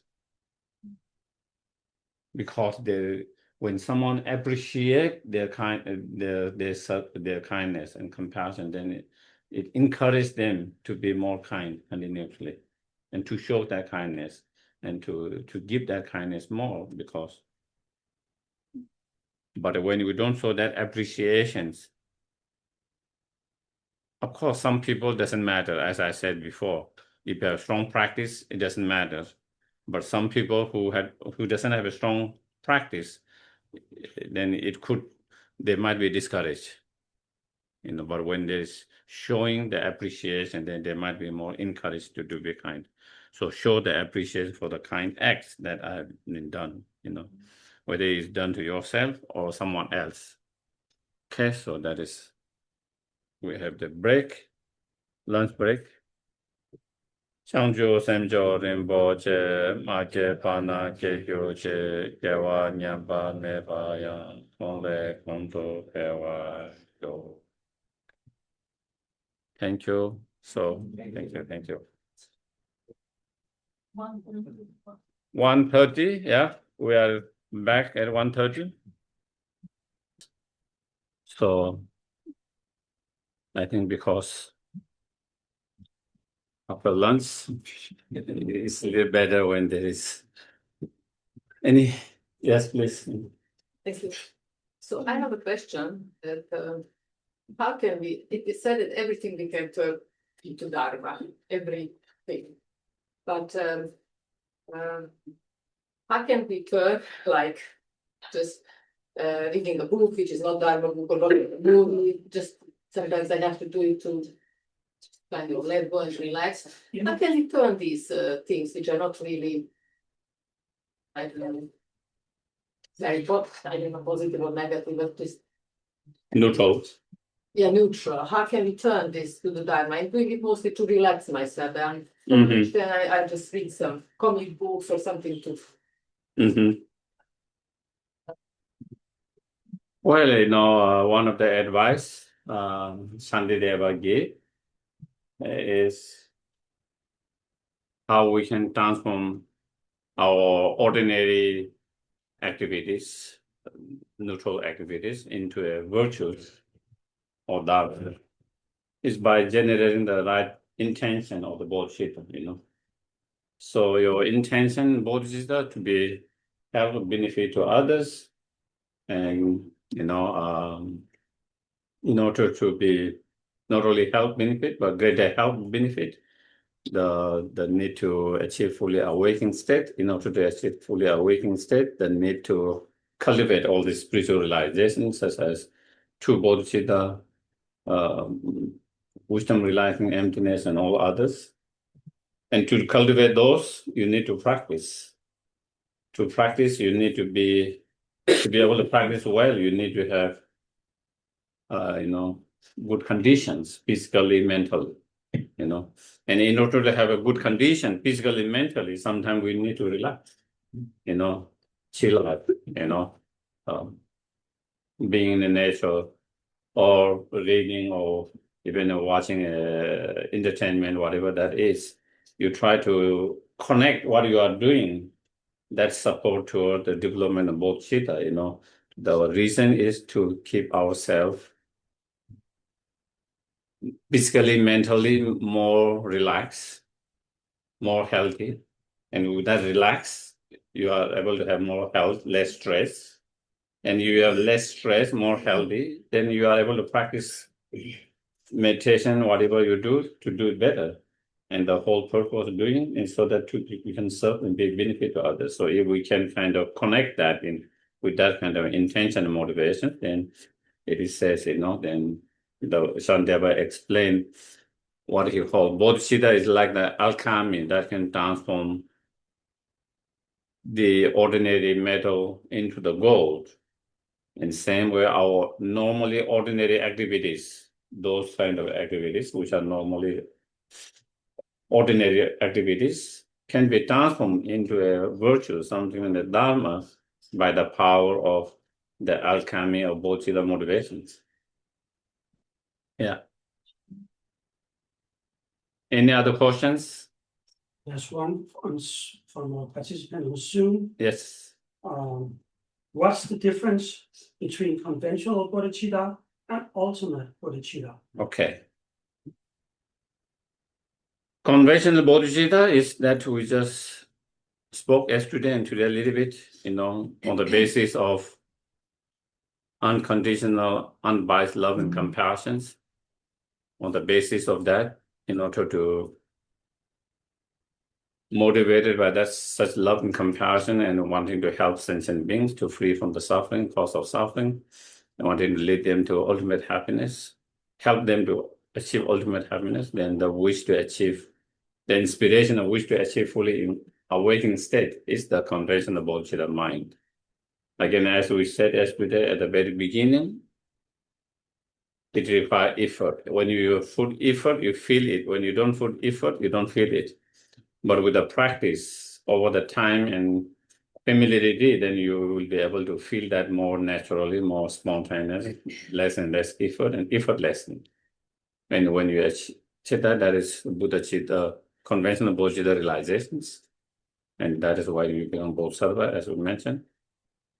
And then wisdom realizing emptiness directly, that is being supported by conventional Bodhicitta, is the ultimate Bodhicitta. To be more, if you want to be more specific, technical, then you have ultimate bodhicitta only when you reach the path of seeing, when you have direct realization of emptiness. Not all the direct realization of emptiness or conventional bodhicitta, because there's a direct realization of emptiness within the arhat, or those who are on the path to arhat, those who are on that path of seeing, meditation, and arhat, they all have wisdom realizing emptiness directly. But that wisdom realizing emptiness directly is not a ultimate bodhicitta, because that wisdom is not supported by the conventional bodhicitta. So not only it need to be wisdom realizing emptiness directly, but being supported by the conventional bodhicitta. That is the ultimate bodhicitta. If you want to be more kind of precise and technically. But before you have direct realization of emptiness, you have realization of emptiness with more concept through reasoning and logic, inferential, and that realization of emptiness, and that is supported by bodhicitta, is not the actual ultimate bodhicitta, but is similar ultimate bodhicitta, And at the moment, even we might not have that realizations, but our meditating, training on emptiness, meditating on emptiness, motivated the bodhicitta, is kind of similar to that, and that becomes cause and condition for conventional bodhicitta and ultimate bodhicitta. Yeah. Hello. Yes. Very short question. Hi. Very glad to see everyone. Yes. Yes, please. From Tara Mandala, exactly. Okay, thank you. Participating there. Yeah, a very short question. Arya and Arahat. Those two, I understand Arahat. I don't exactly know what Arya is. Yes. Thank you. Arya means Papa, means any being who have direct realization emptiness as Arya being. If it's Bodhisattvas and Arya Bodhisattvas, if they have direct realization emptiness. If it's not Bodhisattvas, then it's just Arya beings, Arya being of hero, Arya being of solitary realizers. Arhat have those not only who have direct realization emptiness, who have eliminated all the afflictive emotion, the delusion completely. Arya have not necessarily eliminated all the delusions and obscuration. Those who are on the path of seeing and path of meditations, they are Arya beings, but they have not destroyed all the afflictive emotions. So Arhat is someone who has completely destroyed the afflictive emotions or the delusions. Yeah. Yes, please. And So, to be an Arya being, you need to have realized emptiness directly, like temporarily or occasionally, or you have to have it like 100% of the time. maybe sometime we take a LDC, then maybe we might have that experience temporarily. Temporarily. Temporarily with the LSD or what? LSD. Maybe we might have that experience temporarily. Maybe marijuana temporarily. No. No, once you area, then it's not temporary, it's always, that is realization. When you have realizations, then most time there's no coming back, and those realizations are always there. In terms of bodhicitta,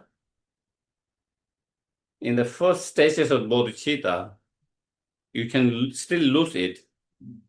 The path of accumulation, the first path, within that there are 3 levels, beginning, middle, and grade. Once you reach the middle, then there's no more coming back. Then you never lose the bodhicitta after that. But in the first one, there is possible someone, if you don't continue to maintain and work hard, one can reverse and one can lose the bodhicitta and lose that. Otherwise, you never lose it. And I think when it comes to emptiness, if you have realization, I don't think you lose it. For us, the problem is not losing it, not having to begin with, the realizations. And again, the realization are not just an intellectual understanding, experiential understanding through practice meditations, And of course, at the very beginning, before you have actual realization, practitioner can have glimpse of those experiences. And those are temporary, Those are not really realization. They are glimpse of realizations. You have one moment of those awakening moments, But it doesn't last, It could last for seconds, minutes, or maybe even hours, maybe sometime a days, weeks, but then you lose it, Those are kind of glimpse of those realization, but they are not actual realization. Once you have actual realization, then you have that all the time. That is same with when we talk about realization of renunciation. And so it's not just one moment of feeling, kind of disgusted with the samsara and samsaric experience, even the pleasure one, and then you really feel like you are done, but just keep it momentary, That could be a moment that could last hours, days, weeks, or even months sometimes, but then you started to lose it, But if you have realization of renunciation, then you have that all the time, Yes, please. So in the European tradition, there are many monasteries and hermitages, and there's a long tradition of people renouncing the worldly life and going, even for many years or decades, just in what we would call meditation, but they might say contemplation. Could such people have realizations, even if they don't have any Buddhist framework? I think so, because they could have different approach of cultivating loving kindness, compassions. Maybe they're working on loving kindness, compassions. They could, it depends on how much their understandings, even within the Buddhist practitioner, it depends on individuals, even though we might be, so if they have that kind of unconditional love, compassion to all living beings, regardless of human beings, animals, or all other kind of mind or sentient beings, then that is possible, and we cannot kind of for sure that it is not possible. Sometimes even it is mentioned, even the bodhisattvas can come at different time in different places in a different forms. They could come in a form of following a different spiritual path, because that is how they can help and benefit. But they might be still working with the same practice that they have experienced from the past. And so again, in this life, they might be following this particular different path in order to be help benefit, but still they could have realizations from the past or the experience of past or some kind of foundation from the past where they can kind of continue to do that. So again, I think when it comes to the emptiness, then that might be a little bit more challenging if they have if their belief is very strong on that there is some kind of permanent creator energy or God, whatever you call. So then that might be more challenging to have that realization, the emptiness of all phenomena. That could be because that's a contradiction to their very fundamental belief. But when it comes to loving kindness, compassion, and some others, I think it's possible. It's possible. Thank you. Yeah. Yes, please. How can, for example, the Chenrezig Avalokiteshvara was a Bodhisattva? Yes. How can Chenrezig help in the Bodhisattva path? Is it offering to Chenrezig how it makes us growing? Okay. Yeah, Avalokiteshvara sometimes come in the form of Bodhisattva, sometimes come in the form of Buddhas, So sometimes, like in the Heart Sutras, Avalokiteshvara come in the form of Bodhisattvas, and in many other sutras as well. But also sometimes it come in the form of Buddha, the Buddha of compassion. Sometimes in the form of Buddha of compassion, sometimes in the form of the compassion Bodhisattvas. Our understanding is, in reality, is Buddha. But sometimes when the Buddha of Shakyamuni, the historical Buddha appeared, that Buddha came in the form of Bodhisattvas around that Buddhas. So that is the form we see. Regardless whether it's Bodhisattvas in the Buddha's form or Buddha's form, how we do is through certain practice in relation to the different deities, Buddhas, such as Avalokiteshvaras, where they, by engaging the practice of such as, making offerings, purifications, refuge, and then recitation of the mantras with certain visualizations, and that how it can help is, one, we make karmic connection with that. When you engage in that practice with that particular deities, you create karmic connection with them. Just like when we interact with each others, we create the karmic connections, and therefore we can be able to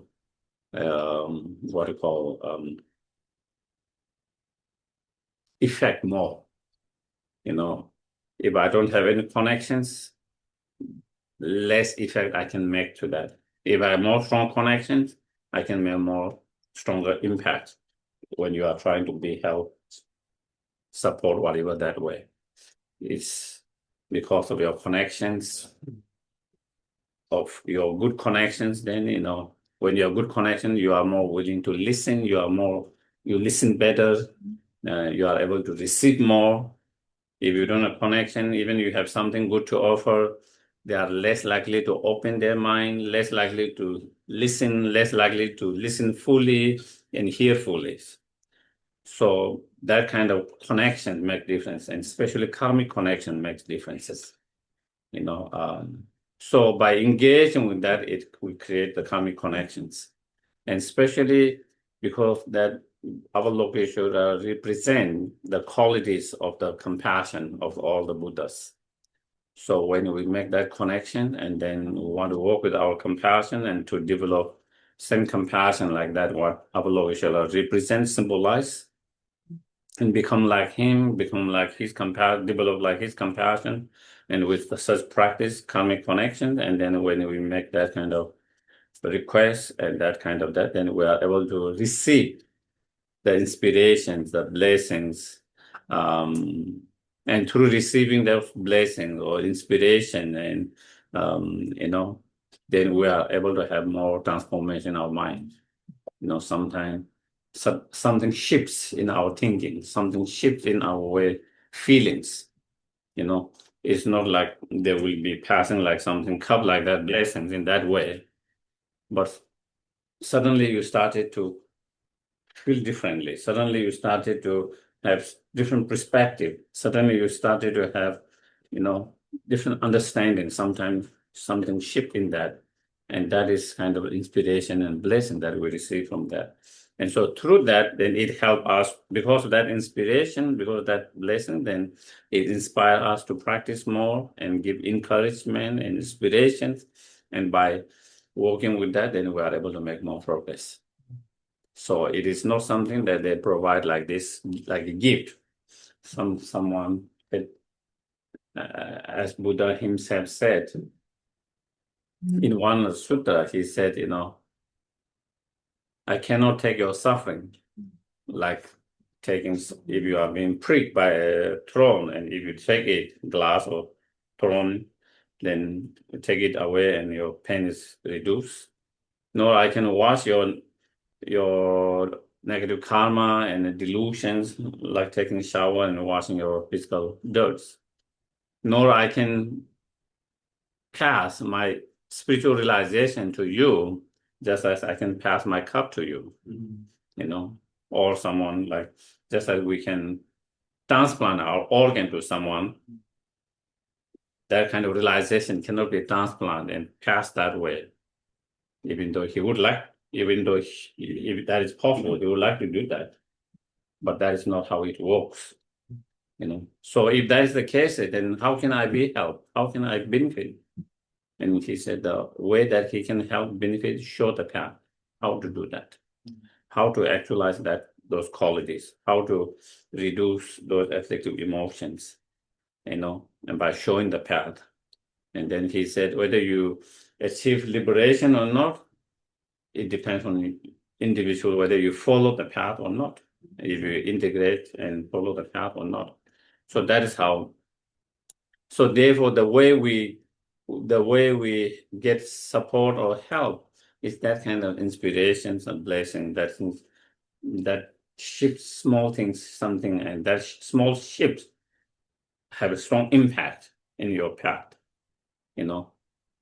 It's not a realization itself, but then there is something, small shift happens because of that. And because of that small shift, then you started to have a very different, strong approach in your path that lead to the realizations. So that is, yes. Geshe-la, question on, so, the Bodhisattva path is also about, generating bodhicitta, and maybe at our level is trying also to engage in virtues, right? Mm-hmm. But then my question is, how can we best engage in these virtues without making them contaminated by the ignorance that we have, right, at our level? And what can we think when we engage in virtues to minimize this contamination? Mm-hmm. Then you try to meditate on emptiness. Whatever virtues that you engage into, try to think how they are all empty of inherent existence. The virtue itself, the object of the virtue itself, you yourself who engage in the virtue, they all are empty. While they are empty, at the same time, there's cause and condition, there's a factor. Due to that, then there is, if you engage in certain action, it brings suffering. If you engage in certain action, it brings suffering. So therefore, I should try to, it brings suffering to one side, suffering to others. Therefore, I should try to restrain or avoid engaging in such harmful actions, and I should try to engage in the virtuous actions. And so in that way, then that is how you can minimize being contaminated by the ignorance. Just like in Dharmakata Sutras, as Buddha mentions, one should try to generate the Bodhisattva mind towards all sentient beings, all the sentient beings who are born in the womb and eggs and moisture, basically all, including all the sentient beings. While you develop this, the wish to liberate all these countless sentient beings from the suffering and to the state of enlightenment, at the same time, you shouldn't have grasping by seeing that they all are empty. The suffering sentient beings are empty of inherent existence. You yourself, who has this wish to help to liberate them, is empty of inherent existence. Wanting them to lead to that enlightened state, that enlightenment is also empty of inherent existence. So by seeing all of them as empty of inherent existence, so then you have less grasping. While you generate bodhisattva, you have less grasping. And less grasping, then less contaminated. If we have realization in emptiness, then of course, then that would be another. But if we don't have realization in emptiness, still we can try to meditate on emptiness, whatever virtues we engage into, and in that way we can minimize the strong grasping of the ignorance. And therefore, that is the one how we can minimize the contamination by the ignorance. Yes. Yes. There's one more piece. So we have these preliminary practices, and I was doing a few of them every day for years. Few of them. And then at one day I forget all of them because I was so busy. And then I started again because of the continuity of the practice and the counting. And so first, I think it's okay because I love very much these preliminary practices as thoughts. But is it necessary to do it or not? And if yes, why? To start from zero. You have to start from zero again.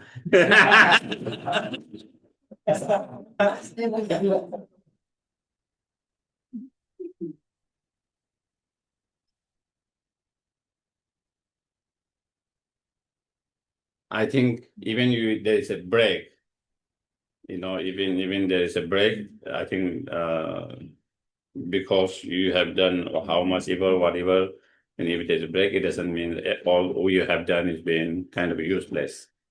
It still counts. It still is, you still accumulated, you still practice virtues, whatever. It is only a matter of if you want to do certain specific tantric retreat, or maybe 3-year retreat, specific retreat, then there's a requirement of certain preliminaries to do that. For those preliminary, then there is certain conditions, like as it says traditionally, as for those traditionally is to do in one place in one cushion until you complete. That is why practitioners takes 3 months, 4 months, 2 months to complete each of them. Like 3 months Bodhisattva retreat, and similarly, 2 months, 3 months, 4 months, 5 months, depending on to do the frustrations. Same with mandala. That's more traditionally, that's how it's done. When they do that, they do that. They do that practice until they complete everything with each of them, whenever. But I think it is not possible for so many people now because of their busy life and a lot of responsibilities. So I think some of the teachers have made it a little bit more flexible. Some teachers say it doesn't have to be one cushion, same place, because sometimes for your job, other things you even have to move.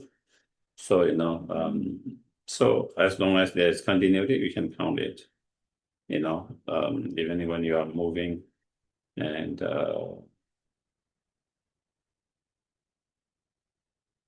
so that is one thing that I've seen by some High Lama teachers who have given that permissions or okay to that way. As Thomas, if you break, then do you have to count everything from the beginning? That part I'm not so sure, as far as I'm concerned. What I can say is, it doesn't mean everything that you did become discounted. Nothing get discounted. Everything you did, how many ever you did, doesn't get discounted. Same whether you completed the whole. Only when it comes to that kind of specific kind of. So then it depends on the teachers who give the preliminary. If the teacher asks you to do a certain preliminary, then how strict they want you to do, or if they say, even you have, especially, if you, I think, and also, so I think maybe, so if the teachers says okay and it's possible, then I think that should be okay. Yes, you have something? No. So I think that is. But one thing, we have to remember is, if the teacher says just to preliminary, and then I don't think that is a big problem to really kind of, even there is disruptions. But if you are really specific thinking of doing a specific retreat, such as the highest yoga tantric retreat, 3-year retreat, then there is a requirement of those preliminary. In such cases, maybe it might be better if you try to do as more strict as possible. And that means even you cannot do it same place, at least you have the continuity of that until you complete it. But other than that, if you're just doing the preliminary, general preliminary practice, or for your lumbering practice or other practice, I don't think that would be a huge differences. If there was some, you try your best, and even trying your best, sometimes we get sick, sometimes we have other things. And if there's 1 day of disruptions, 2 day of disruption, 1 week, depending on conditions, I don't think that will discount it. Yeah. Any other questions? Sure.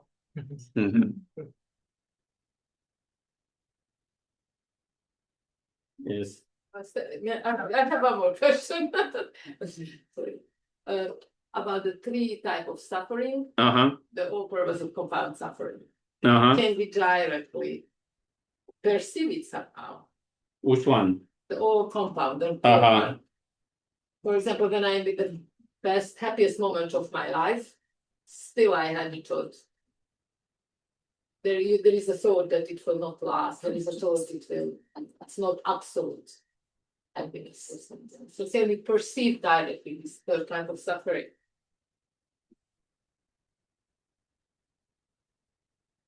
Well, the 3rd type of suffering is that when you understand, when you perceive, as long as you are in samsara, even the best condition in samsara, there's nothing better condition than anything in the samsara.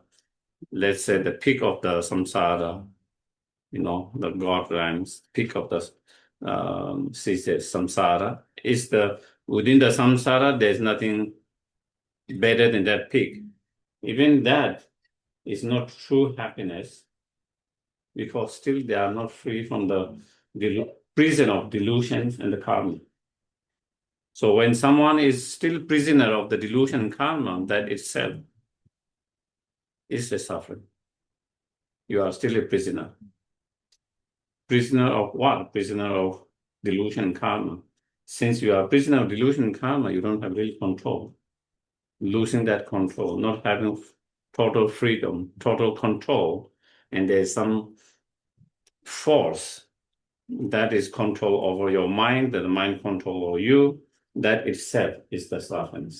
And I think that is what the pervasive suffering actually really perceiving that way. I think that is, yeah.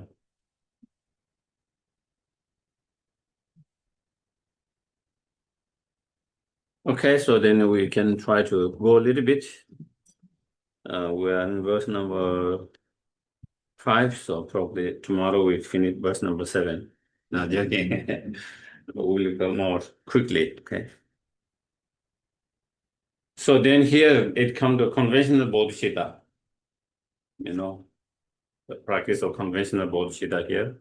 So earlier, you know, creating the conditions to practice the conventional bodhisattvas, you know, and then actually in training the conventional bodhisattva itself, then it is here. Let me meditate on love and compassion and stabilize my bodhisattva aim. So first you try to, regardless whatever meditation technique that you use, whether you use equalizing exchanging self with others, that is one technique that you find in Shantideva's, writings. Then there is another technique of what is known as 7 point of cause and effect that you find in Asanga's writings, coming from it here, that primarily those 2 different meditation technique, different meditation approach. And by applying either of those approach or meditation technique, one should be able to generate the bodhisattva mind, by following either of them. But of course, it depends on which one is more effective individual.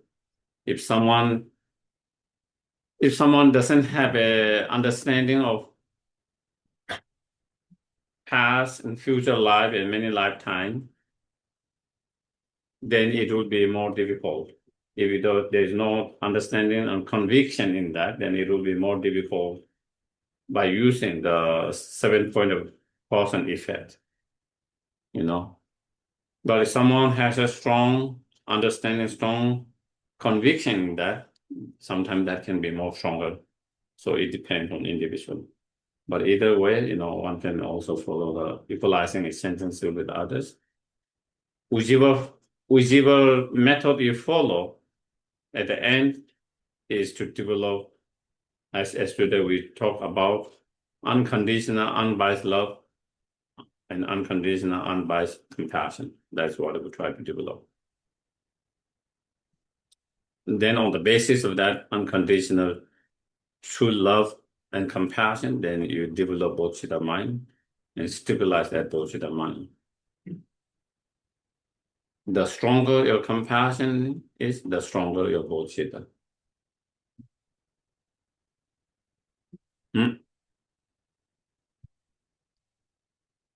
So that this unconditional, unbiased love and compassion is the main cause and the root of bodhisattva mind.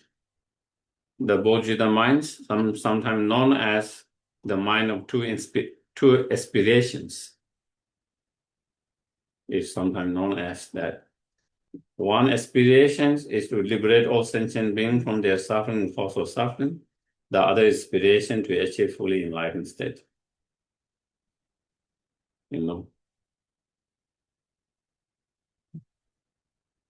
And so, and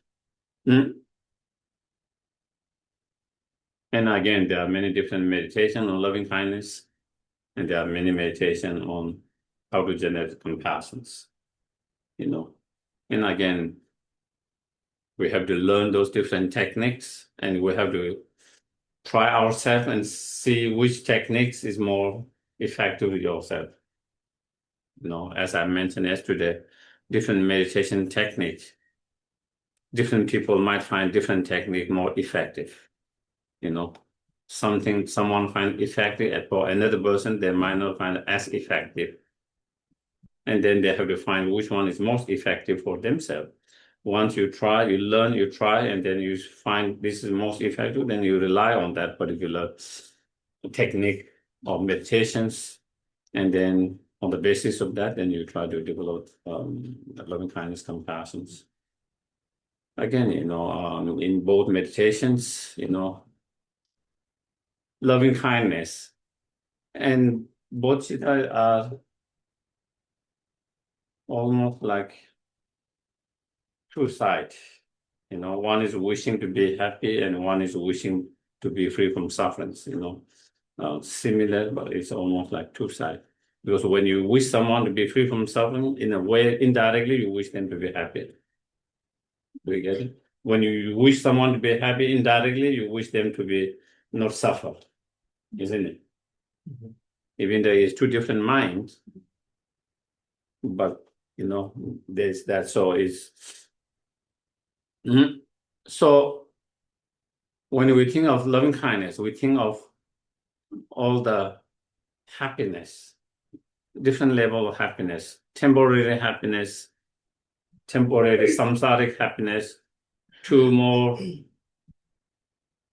higher happiness of liberation and ultimate happiness, fully enlightened state. How everyone, even though everyone wish to be happy, how everyone is struggling with that. Sentient beings, we're talking about sentient. Our sentient beings are not really struggling with the ultimate happiness. They are struggling with even samsaric, temporary happiness as well. And through that, reflecting, contemplating on that, and then feel that their struggles, their struggle about lack of happiness. And when you reflect and you feel that, and once you feel, and then you sincerely wish them to be happiness and cause of happiness, and truly and sincerely wishing them to have not only the temporary happiness, but also ultimate happiness, temporary and ultimate happiness, all different levels of happiness. So that is more or less the loving kindness. Suffering, compassion, on the other hand, again, you try to think of all the sufferings of all sentient beings. You reflect, contemplate, think of all the different suffering of different sentient beings, Some of sentient beings are going through all three suffering, some of them two suffering, some of them just one of the suffering, but everyone is going through one of the sufferings among three sufferings.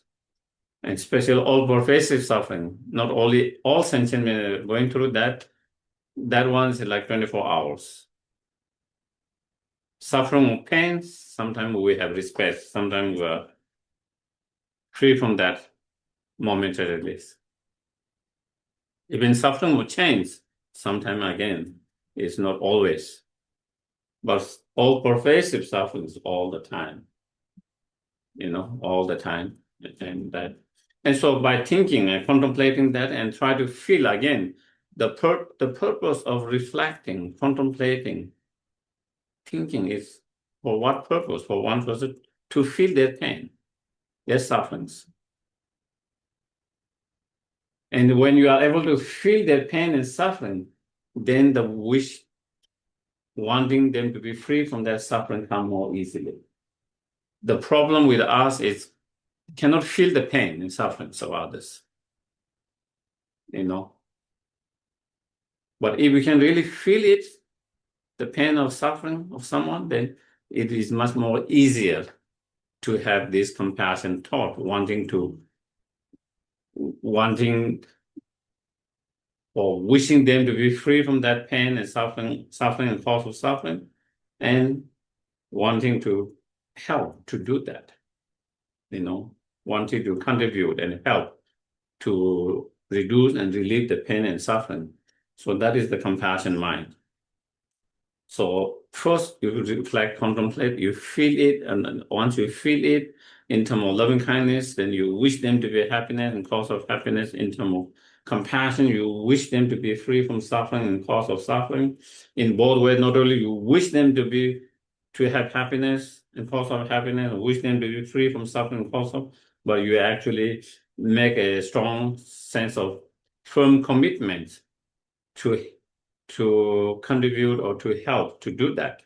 It's not just feeling from distant, but that taking that responsibility or making that from commitment that you wanted to contribute, you wanted to help, you wanted to do something towards that.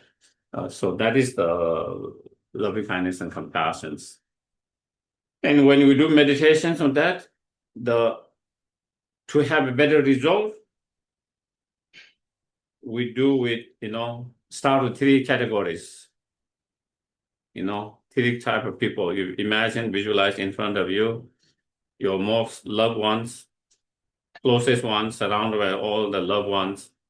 Then neutral persons, more like stranger, surrounded by all other neutral, and someone you dislike most, whether you call it enemy or not, but someone you dislike most, and surrounded by others whom you have problems, difficulties, and challenges. So then you start with, whether it's loving kindness, compassion, you start with the loved one, which is more easy. You don't have to meditate so much on that. It's easy to feel, and easy to feel their pain, and easy to develop compassion and loving kindness. That might not require a lot of time to feel that. Then you expand that to the neutral persons, which is a little bit more difficult to feel, the love and compassion.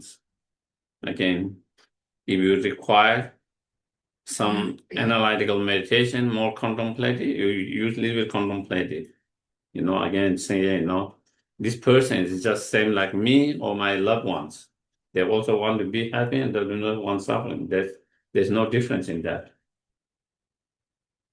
And so if you require such contemplative, you try to do contemplative. If you feel a little bit challenging to feel it, then doing that kind of contemplation can help, And then, on the basis of that, then again, try to reflect on, even though we might not know specific suffering and pain of them, but generally, as long as we are ordinary human beings, sentient beings, there's more or less same challenges, same pain, same sufferings. So you can kind of, through such generalizations, you can understand, feel, and then feel the compassion, loving kindness, compassion. And then we expand to the most difficult one. And that might require much more time. That might require much more effort. That might require more contemplations, because you might not feel it immediately. That might be resistant. From one side of your mind, there is a resistance to that. While on one side, you want to feel love and compassion, but on the other side, there can be resistance to feel that way. So maybe you might have to use more reasoning and logics, contemplation, Again, just like myself, loved ones, the strangers, this person is also just like us, no difference. Who want to be happy and who doesn't want suffering, and who struggles with suffering and happiness, just like us,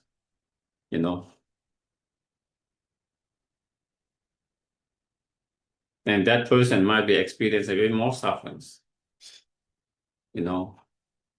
because generally when someone is aggressive violence, it's a symptom of that person's pain and sufferings. When your dog or cat or anyone who aggressive violence is a symptom of a lot of fear, or a lot of pain and sufferings from the past, and so that triggered them, and it's a symptom of that how much suffering and pain they have gone through and continue to go through. They are not healed from that. They are not overcome from that. And so because of that, that is why this same way we human beings are also like that. When everything is good in your life, when you are happy, everything is possible, we become less aggressive, less violent. We become more kind, more compassionate, more patience, more understanding. All these qualities come more easily, when things are well, when we have less struggle. But when things are difficult, challenging, a lot of things happening in our mind, our life, and we struggles with the challenge, a lot of stress, a lot of all these things going, then because we cannot handle our mind well, because we cannot manage our well, because we are going through so much, then we become more aggressive, more violent, Then even small things bother us.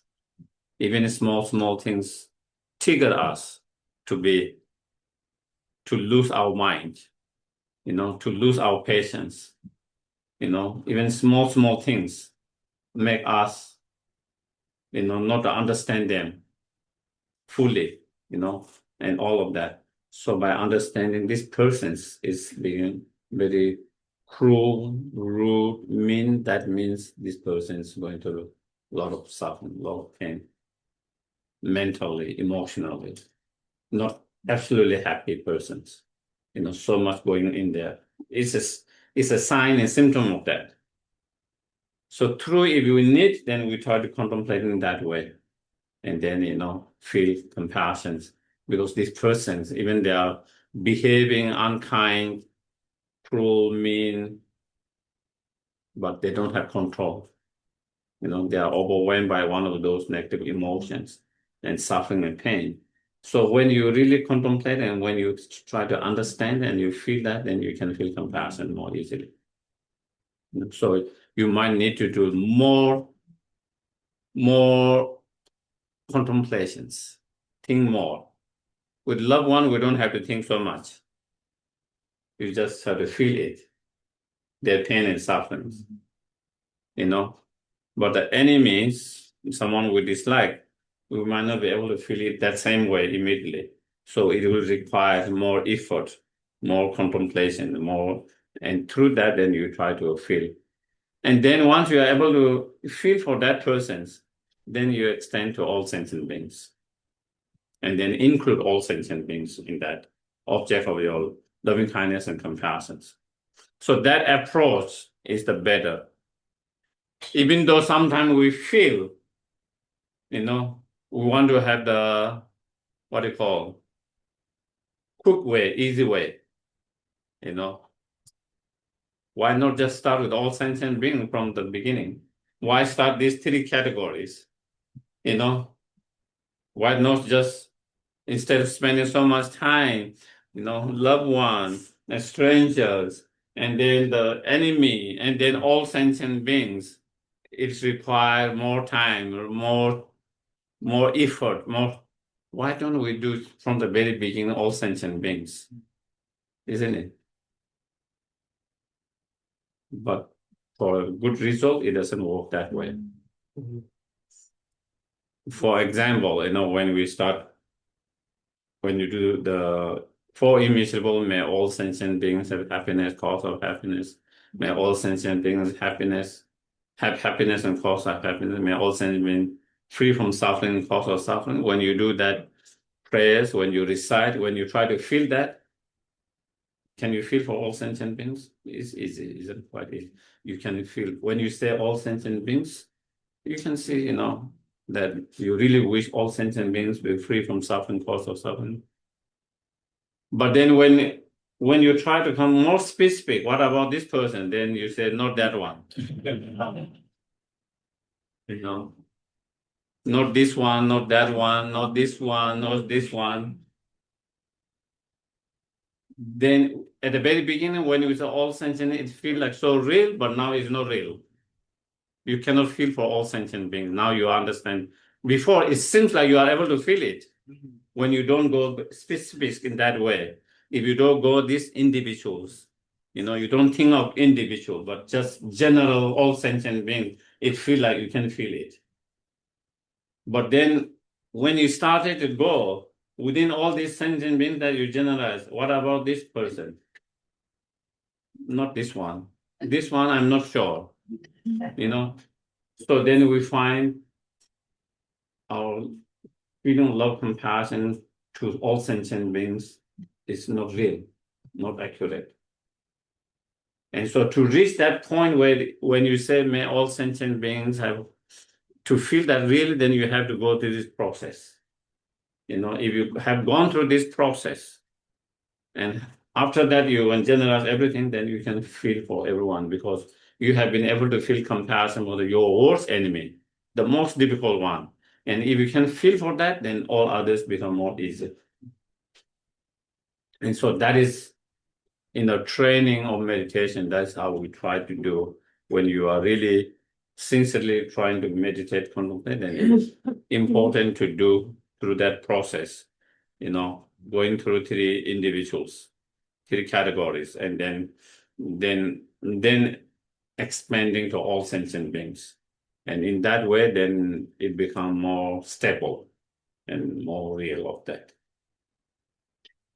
Yes, please. Is this exercise of going through these three individuals, is the purpose of this exercise specifically to develop bodhicitta or to develop equanimity? Because I thought that this was as a foundation before bodhicitta, you need to have first equanimity.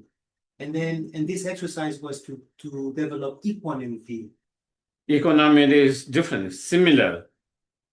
Equanimity, of course, meditation different, but you see three categories. Equanimity, you start with the stranger, and then the loved one, and then the enemy, because it's easy to have equanimity towards the stranger because you are not attached, nor do you have anger, hatred. Whereas with our loved one, we have attachments. With our enemy, we have anger and hatred. So it's more difficult to feel equanimity. So with equanimity, you start with the stranger, then extend to the loved one, and then enemy, and then all sentient beings. In loving kindness and compassion, you start with the loved one because it's more easy to feel that love and compassion to your most close one and loved one. And then you expand to the stranger and then enemy. So, also in that same, we start with three, but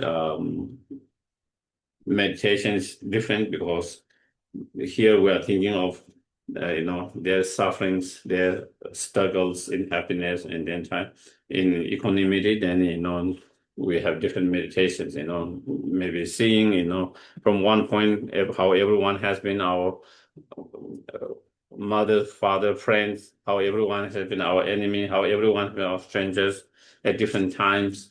So there's no reason to hold so strong attached to someone and strong hatred because when they all have been helpful at a certain time and when they all have been harmful at a certain time, when they all have been equally, more neutral at certain times.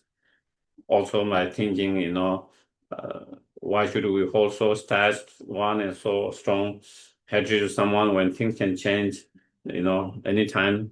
Your friend can become enemy at any time. Your friend can become stranger anytime. Your enemy could become a stranger. Your enemy can become a friend. Your stranger now become either enemy or friends. So nothing is sudden, nothing is prominent. Everything changes, and it's not something just we are imagining. It is something that we have experienced in our life all the time, constant kind of change. And these are all possible changes. So there's nothing, it doesn't make sense to hold so tightly with attachment one and so anger. And so that kind of meditation, different meditation in that way to develop the equanimity. But yes, please. To develop bodhicitta, is it better to develop first loving kindness or equanimity? equanimity. So either whichever method you want to follow, whether equalizing exchange of self with others or 7 point of cause and effect, first you do the equanimity foundation. Because here, the loving kindness compassion we are trying to develop is unbiased loving kindness compassion. That's what we are trying to develop. If you don't have equanimity, then it becomes biased. Too much.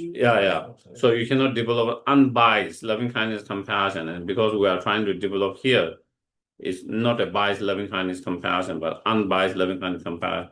In order to develop that unbiased loving kindness compassion to everyone, even to those who have harmed us, then first you need to start with equanimity.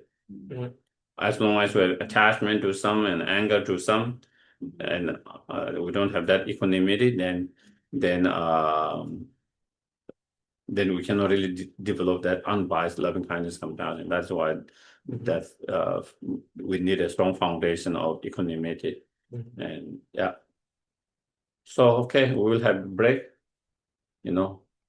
So some tea coffee break. Okay. I don't know how long. 20 minutes. Okay, 20 minutes. Okay. So with 20 minutes, 10 to 4. Okay. No, 10 to 3. Yes. 10 to 3.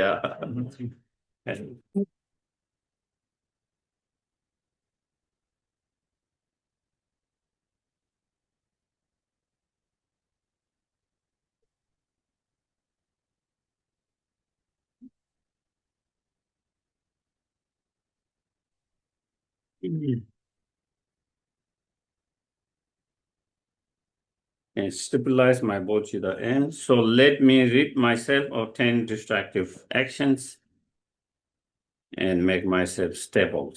So,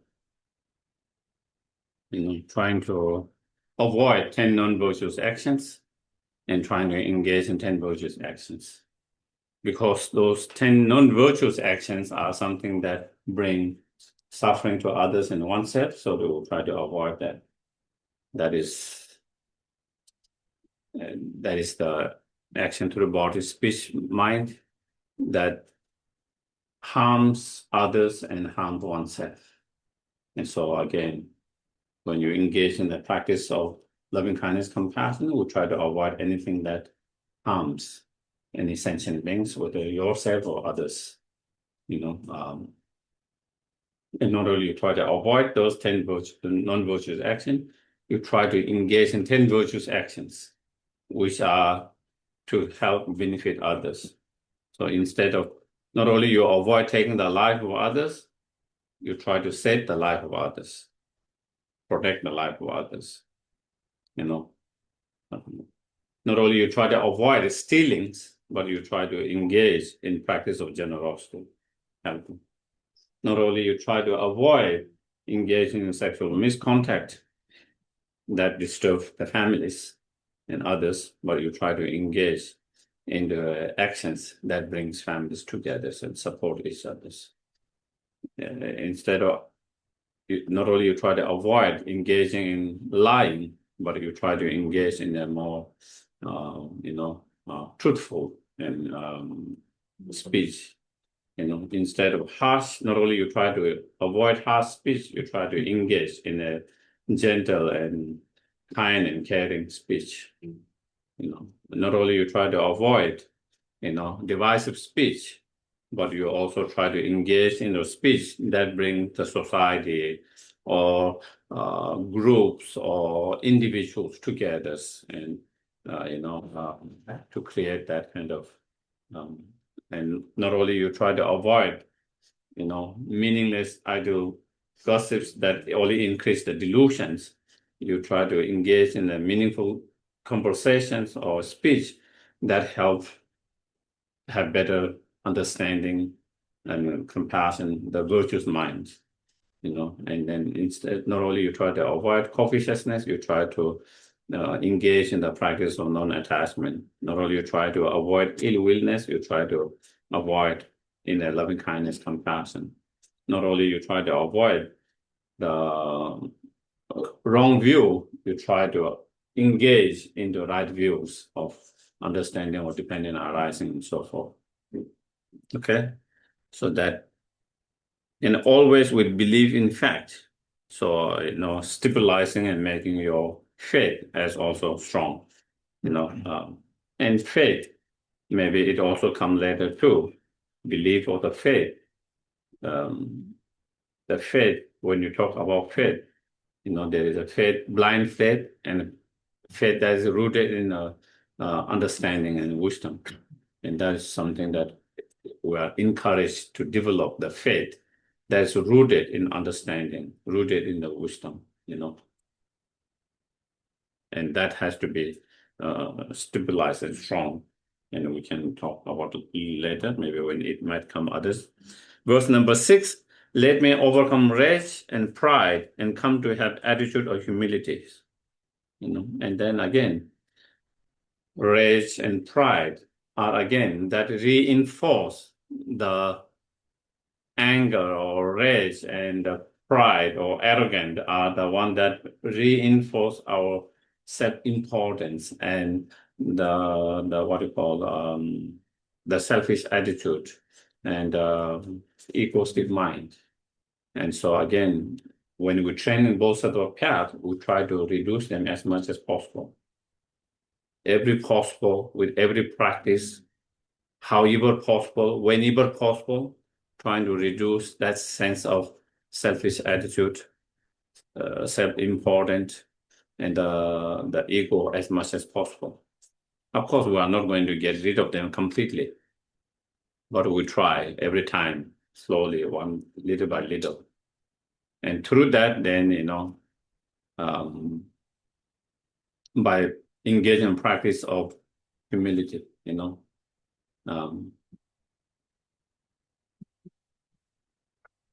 and the practice of humility is a sign of inner strength. Pride is symptom of inner weakness. You have to, like some small dogs, because they are so small, they don't feel safe.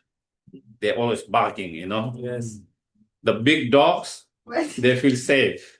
They don't need to show up. They are more secure, so they don't have to bark. The small one, they feel less secure, and so they have to bark more because, similarly, it's a sign of inner strength, feeling of secure or unsecure, And sometimes it's like that, the sense of this pride is sense of that you have to show up, you have to, that is because you are not necessarily secure, feeling secure, confident inside. When you are so secure and confident, you have so much self-confidence and secure, feeling of secure and encouraged, then, that you are so humble and practice humility, but it doesn't destroy your self-confidence. It doesn't destroy your self-confidence. Bodhisattvas are one of the most self-confident and courageous, at the same time, most humble and humility, And you can see even someone like his own Dalai Lama, even though he is the leader of the whole Tibetan Buddhist lineage, and if not the most, one of the highest leader in all Buddhists in that and spiritual, but so humble and humility, the way he interact with others, and as he always says, he interact with others by seeing as one human to another human beings. He never see himself as Dalai Lama or leaders. When he interact with anyone, he see them, I'm one human being, you are one human being, and interacting as that. Those are the signs of, and also it's a sign when you have that sense, that kind of strong practice of humility, and that is a sign of inner strength and inner confidence,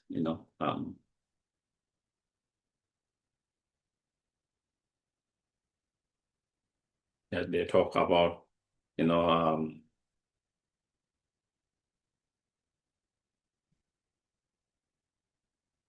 Temba, the Kadamba master, the main disciple of Adisha, was, also one of extremely humble and humility, had that qualities, of course, both Shita and based on that, even though he was the founder of, together with Adisha, founder of the Kadamba traditions, founder of the first Kopan Monastery, Reading Monastery in Tibet. His disciple are some of the greatest Kadamba masters, Langritamba, Geshe Langritamba, who composed Edwards and Mind Trainings, and all others, many of the great masters. But when every day he's so humble. If they don't know, he seems he's just ordinary person, nothing, he never show up that his status or all of that. There's story that one time he was traveling towards one village. Then on the way, he met someone who was a little bit kind of drunk, and then that person saw him as just another ordinary person, nothing, doesn't seem like any special, any high lama or anything. He was by himself without any attendant, anything, dressed not specially, just don't he thought, oh, he's just one of those maybe, maybe. And so he said, will you help me to carry my luggage? And without any hesitation, he carry it. And after some time, he had shoes. Can you take the shoes as well? And without any hesitation, and also he took the shoes with him. And they went through, and as they were coming close to the monasteries, so many monks and nuns and lay people line up, long. And this person says, oh, there must be some high lama or someone must be coming. The way they had lined up with all scarf and everything, maybe some high lama might be coming. They must be waiting. And Dom Temba said, I think probably they are waiting for me, And he got so embarrassed, he ran away, So there are many stories like that, how humble and humility. He never kind of show any aspect of that, him being a very highly realized being, great scholars, great meditators, being found all of that, and such is that. And so in some of the Kadamba's teachings, they say, Kadamba master says, you should practice that, that you are the kind of, there is nothing lower than you except the water running under the ground. And that is how they will say, and, they put everyone, every living being, every sentient being above them, hold them more supreme, regard them very highly than themselves. That was such kind of, they never regard they are better than anyone else. Even the words of others, they don't see they are less than themselves. They see they are even superior than themselves. But I guess to be able to do that, you must have some kind of inner confidence and courage to do that, And because the Bodhisattvas, they have such a inner strength through such inner confidence and courage. As I said, it doesn't destroy their self-confidence, even with that practice. For us, if we try to pretend like a Bodhisattvas when we are not, then it can maybe shake out maybe self-confidence, possibly sometime, So first you need to have that, confidence to be able to practice some of those literally in that way, But as his own Dalai Lama as always says, when you practice by seeing yourself the lords of all, then there's no feeling of hurt because someone has been disrespectful to you, or they didn't respect you enough, they didn't do this and this, that we feel hurt and angry and upset, And that is also the Bodhisattva, the Kadamba master also says, It's Geshe Chekawa who wrote the 7-point mind training. And he said, when he used to travel in the village from the time to time, and because, again, you are ordinary person, look very ordinary, and sometimes people wouldn't give you a room to stay. Maybe they think maybe you are stranger, maybe you are a thief, robbery, they don't trust you the way you don't. And so sometimes people will not give a place to stay. Sometimes there's fear of traveling by alone in those long distance in those one place. But he said when he think of those lojong practice and told himself Lord of all, it doesn't bother him with all this kind of treatments when they treat you as like, you are not trustworthy. I cannot give you my space because I can't trust you, and in the same way that kind of being disrespectful, putting you down a little bit, looking down on you a little bit, something that, and so again, that is what they experienced, and that is what they said, and that same, if we offer the supreme to others and that humility, then your life can be much more easier, less hurtful, and less painful by people's such treatments. When people doesn't treat you so well. On other hand, when we think we are very special and supreme and best, then when people doesn't treat you well, then you can get easily hurt. You can easily feel this is how you should treat with my positions, with my status, this is not how to treat someone with my status, my position, with me, this, because you expect with that when you have that kind of, but when you don't have any kind of that pride and anything but humility, then you can let it go and not be hurtful.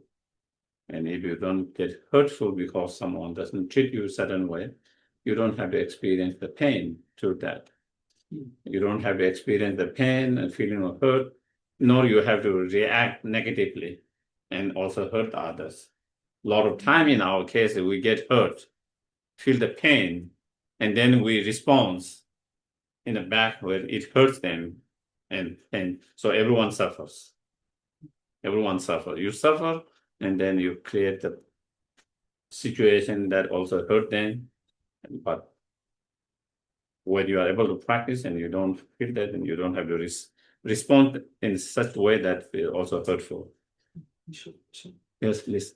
For me, like, when I think about what does humility mean, it means like not feeling superior to others, feeling like we're all equal. But this is like a step further. This is like I'm lower than everybody else. So what's I guess like there's a meditation for bodhicitta, there's a meditation for equanimity. Like what is a meditation to develop this mind? It seems to be even greater than humility. It's like I'm not only equal, I'm like lower than everybody else. Yes, that's as you said, just even having that feeling equal is a big step. Yes, for us, even coming to that understanding or feeling that we all are equal. I'm not more superior than you. That is even big step. But here, as Bodhisattvas, they go, as you said, they go even further steps in that. Not only that, they think everyone is more supreme than yourself to be able to hold that, And it's not just saying or that they truly feel that way, And of course, there are many different meditations, So, one of the meditation can be, you think of many different unique qualities or ability or that someone has that you don't have. You know, we all have our own kind of strength, weakness. You have your own unique qualities. Others have their own unique qualities that we don't have. So everyone has some unique qualities, something that they have, they can perform that we cannot perform in something, you know. And so when we think about that, from at least from that point of view, you know, I'm less than you and you are more superior than me. You know, there is something basis for me to feel you are more superior than on that basis. Maybe not necessarily everything, but at least in that basis. So to hold someone more superior than yourself and yourself lower than that on the basis of that qualities. And so that can be one of the practice meditation that can be helpful, you know. Yeah. Yes, please. My question has to do with sometimes it's a conflict. If you follow one virtue, one type of humility, you come in conflict with another one, and I'll explain. And I'll take an example from my family, for example. I don't eat, and I manage with my family to say, okay, you are eating, but you eat only once per week. And while the kids were so young, I was cooking them meat, on, you know, self-knowingly, because nobody would do it, but as they are growing, I said, okay, now I don't want to even cook it because I encourage. So if I want to be protecting and saving and respecting the life of animals, I don't want to even cook them. And then when I told my family, I said, from now on, I am not going to cook any more fish or meat or anything that comes from sending meat.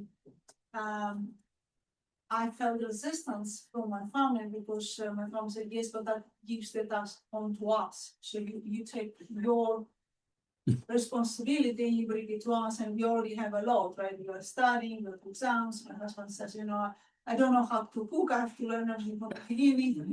I'm like, all sorts of excuses. So, but this is an example I can bring. Yeah. So it's a funny one, so I thought that would be good. And then I'm coming into this humility thing, and I said, okay, I want to be humble and, you know, put myself lower and then put their needs first, but then I'm not true to myself, and I don't put the needs of the understanding beings. I said, okay, humans and so on. I don't want to separate humans higher than, you know, animals and so on. So there is this continuous conflict, and I'm really struggling to find myself. And I'm sure there's no one answer, but I would appreciate it in my mind, because there are very often this kind of conflicts of, in the end, you have to prioritize what's more important, which it shouldn't be there. It should be all. Yeah, I don't know whether I can solve your problem. It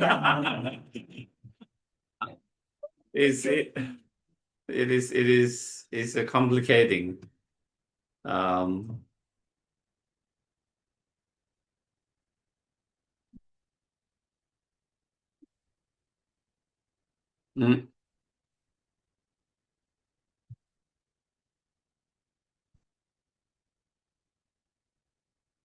For sure that we have to, you know,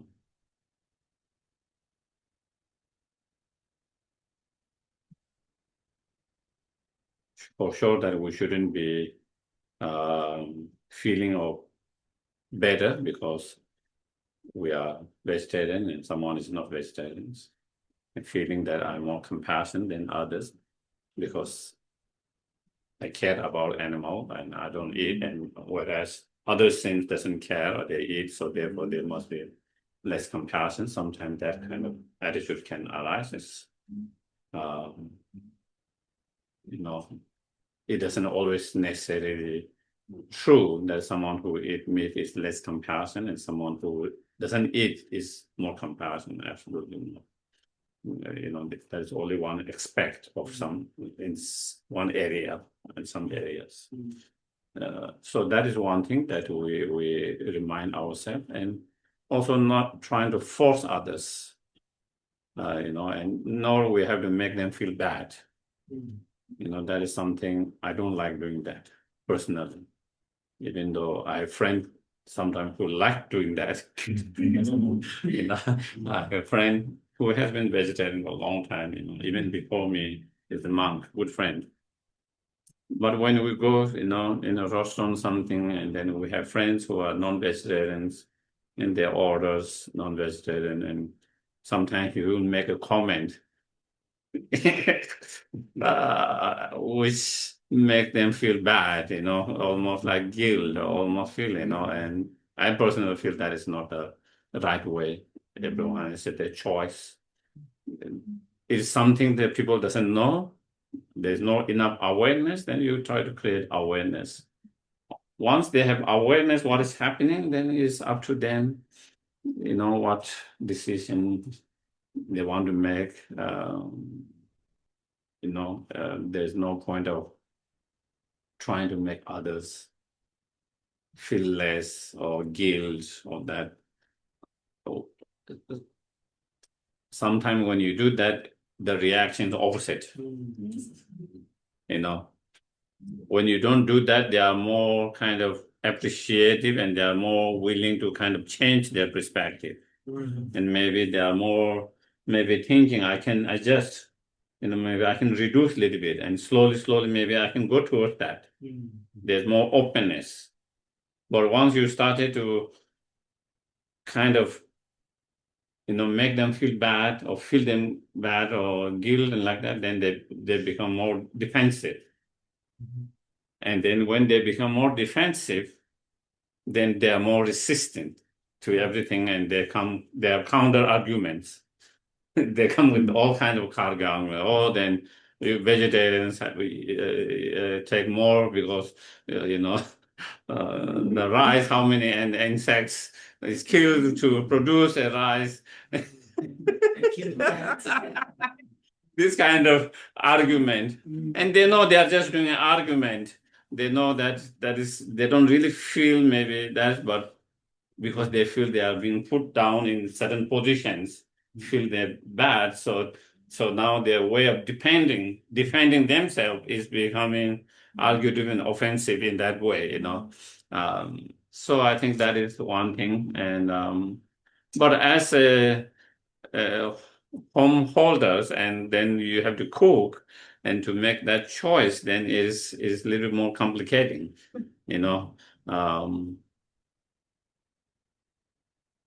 But I think from our side, we try to have the best intentions, and from their side, if they are, for whatever reason, if they are not ready to kind of follow that idea, that path or whatever that, and if they are, then I don't know, with the best intentions, seeing if you don't cook, they are going to cook themselves, Of course, there could be a counter argument for that, and or they would go to a restaurant which they will eat anyway if they are really that. So in a way, maybe that might not make huge difference in terms of reducing that. So with that kind of understanding, I don't know whether there might be a little more kind of, more kind of what you call compromise, or some of finding a way to, there's a way to kind of somehow it is like, some of the advice some of teachers give, if we can stop eating, is wonderful. If we cannot stop eating, at least try to reduce it, and then slowly reduce even more, and more, and then hopefully at the end you might be able to stop completely. Before maybe you are eating 2 times a day, and then instead 1 time a day. And before 1 time a day, even you are probably eating a lot, and then reduce that. And then slowly, that is one way of doing. And I think maybe also that could be another way of inspiring them to actually go in that way too. maybe, hopefully. So that's all I can say. Yeah, middle way. Finding the balance, middle way is always the challenging, but that is the solution. In every situation, it seems like, every situation is finding the balance, the middle way. Of course, it's not so easy to find that balance, that middle way. But the key is the middle way that has Buddha's teaching, not only in emptiness, but in also life. How you, even in a life experiences, Buddha tried different. He went both stream, and then he found out that it's not the solutions, and the middle way is the right path, right solutions, and most of the approach of the Buddha was like that, There was an instant where Ananda, Buddha's cousin, he was also very kind, compassion. Among Buddha's disciples, he was known for his compassion as well. He was very extremely compassionate. He was also one of the instruments in having the ordination for the women's equal ordinations, Also he played a role in that. So he was very kind, compassionate as well. And one time he felt overwhelmed, I think he went to a bath, in a lake or something for bath, and then he can see a lot of insects there, So he felt overwhelmed, If you don't take bath, then there is problem. If you take bath, then you are disturbing those insects, animal there. If you don't boil or you don't cook, there is problem. If you cook, then again there is, certain insects and so on dying. So he felt very overwhelmed, and and Buddha told him what happened, and so he explained what's going, and that he was too overwhelmed because it seems impossible. Impossible in samsara to do anything without unintentionally somehow harming another beings in a way, and that is what he felt overwhelmed. And so then the Buddha's advice at that point to him to help him to overcome his overwhelming, he says, Ananda, don't overthink, and don't overthink, and don't let yourself that, in samsara, it's the nature of samsara, nature of, different sentient beings experience the result of different karma and so forth, and sometimes there's nothing we can do about it. As much as you want to do, fix everything, sometimes there's something that you can't do much, And so again, something like that. So again, it's more kind of, middle way approach, even though Buddha always advocate for not hurting and harming any beings. But sometimes you can be overwhelmed by that. And so and that's why, as long as we are samsara, there's no way out. So that is why we need to get out of samsara if we want to be able to survive without unintentionally harming others. As long as we need to survive in the samsara, even we try all our best not to hurt intentionally, unintentionally sometimes, it becomes like that. So anyway, yeah.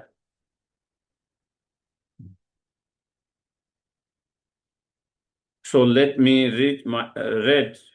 rid of myself of dishonest way of living and make my living livelihood that accord with the Dharma. So he's giving our wrong livelihood and engaging in a right livelihood according to the Dharma. And the right livelihood is, again, not engaging in livelihood that hurts and harm other sentient beings knowingly, Of course, sometimes we engage in livelihood, maybe we don't know how they hurt, but there's no intention of hurting, but sometimes otherwise, and so in some, scriptures, they talk about,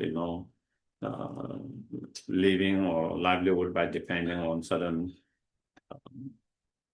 professional or certain business that depends to make the livelihood, that depends on taking the life of others, hurting the life of others. So we should try to, if possible, try to avoid such livelihood, and such as, human trafficking,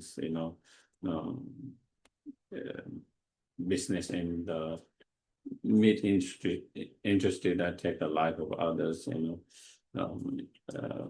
investing or something like in weapons that bring destructions, poisons and like that, some of those kind of livelihood that directly,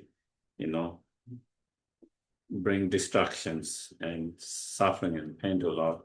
If we don't have to deal with that, then we don't contribute towards the more pain and sufferings into the world, into the other's life, where there is already a lot of pain and sufferings to begin with in samsara, and then we don't want to contribute more for that. And even we cannot contribute to help, at least that is the Buddha's message, try to help. If you cannot help, at least minimum, you try to not hurt and harm intentionally. And that is also what we try to, in our livelihood, also trying to live that livelihood in that way. According to the Dharma means that, that doesn't hurt and harm others,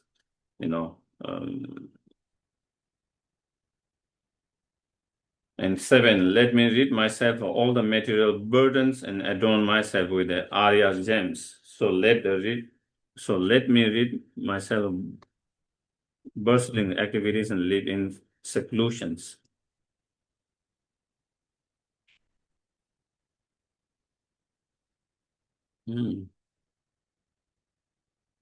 What is that? What is Arya gems? Should be somewhere here, but it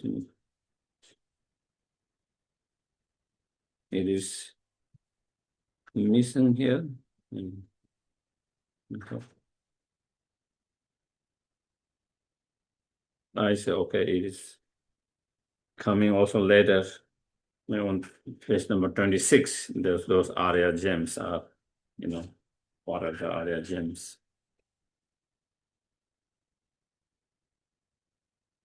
Or the wealth.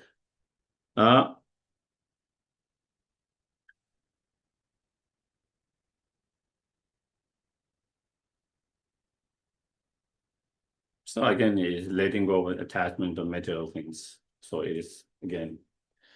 So again, the material thing itself is not the problem. The attachment to that is the problems. The reputation itself is not the problem. The attachment to reputation of fame is the problem. The praise itself is not the problem. Being attached to the praise is the problem. Pleasure itself is not a problem, but attachment to pleasure is the problem. And so when you are attached to that, as we mentioned before, then we suffer because of fear, worry, and a lot of hardship to accumulate those wealth. And even if we are success, we're able to accumulate the wealth, it's not necessary that will make our life easier. Sometimes it make our life more complicating. Before some of the things you didn't have before, you think if I can have that one, it will make my life more easier, convenient. Once you have that, it started becoming more complicating, all of that. So there's no guarantee that will make your life more easier. It's kind of, until you get it, you never know how it's going to, Once you have it, then you see it could make it a little easier, convenient, or it could complicate more.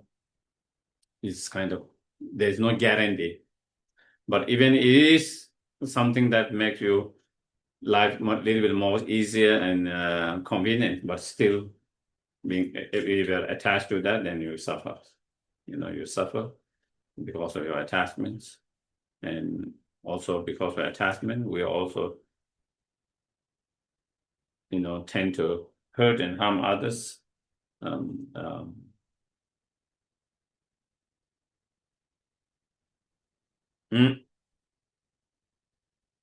So with the attachment, even though there might be a little bit of sense of pleasure and satisfaction at the very beginning, but it does not last. In long term, it leads to more pain and more sufferings.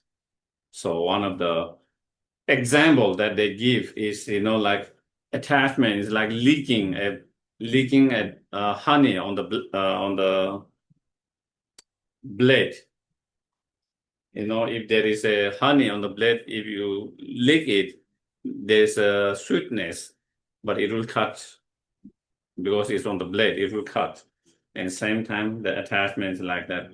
At first moment, it might give you some sense of satisfaction, some kind of joyfulness, but it doesn't last in long term because of your attachments. There's more disappointments, If you don't have attachment, there's less disappointment.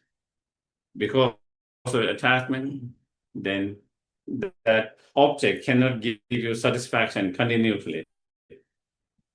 For short period, it gives you satisfaction for very short period.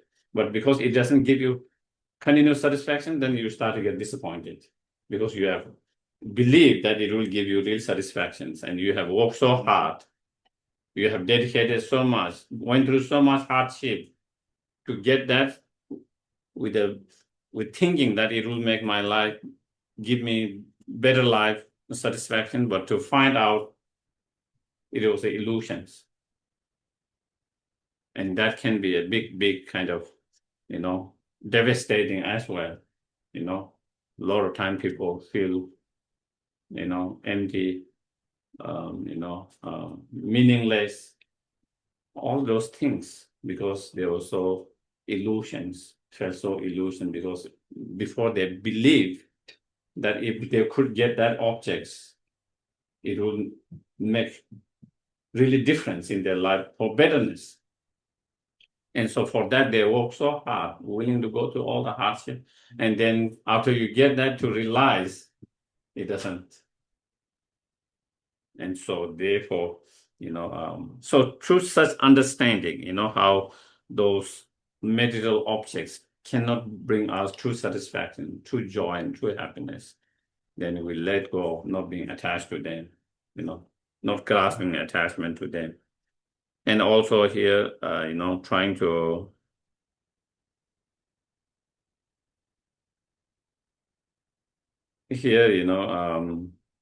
and of course, for most people, it's not possible, to get out of bustling activities and live in seclusions. But you try to create your own environment where it is more conducive for your practice and meditations, within your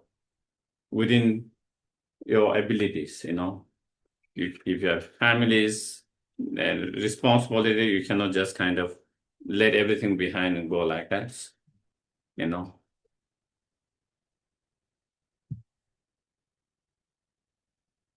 So you have responsibility, so you cannot, but within that responsibility, within that all this responsibility, how can you create a better environment, such as taking retreats time to time, to refresh your inspirations, your practice,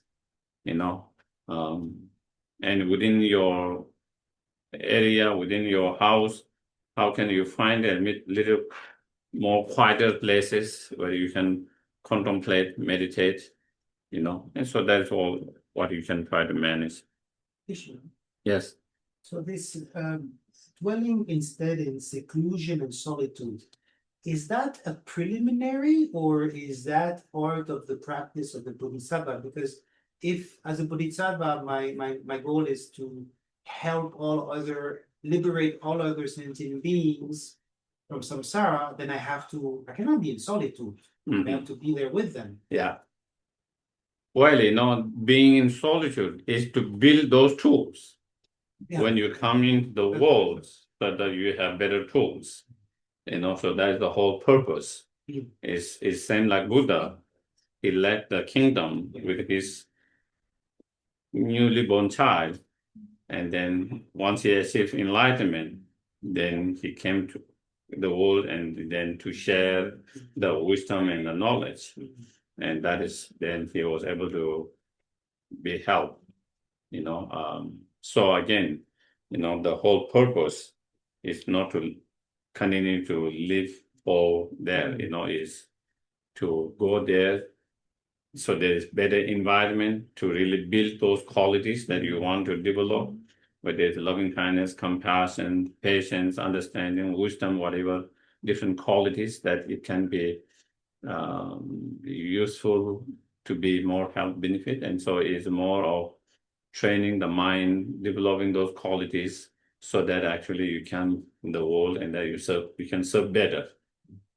Yeah. So that is for that purpose. And someone who has already developed high level of quality, then those are not necessary. Even living in the midst of this busyness, bustling busyness, they can still meditate without distractions. But it's for the beginners who doesn't have that strong practice, who can get easily distracted. Then you need such environment. Can be very helpful. 8, let me rid myself of idle words and always restrain my speech. So, try to be mindful, as we talked before, try to be very mindful of our speech, alert and mindful of our speech, and try to restrain or avoid from any speech that is hurtful and harmful, so as well as, avoid from lying, divisive speech, as well as meaningless idle speech. The meaningless idle speech in terms of direct harm is less direct harm, but indirectly is the most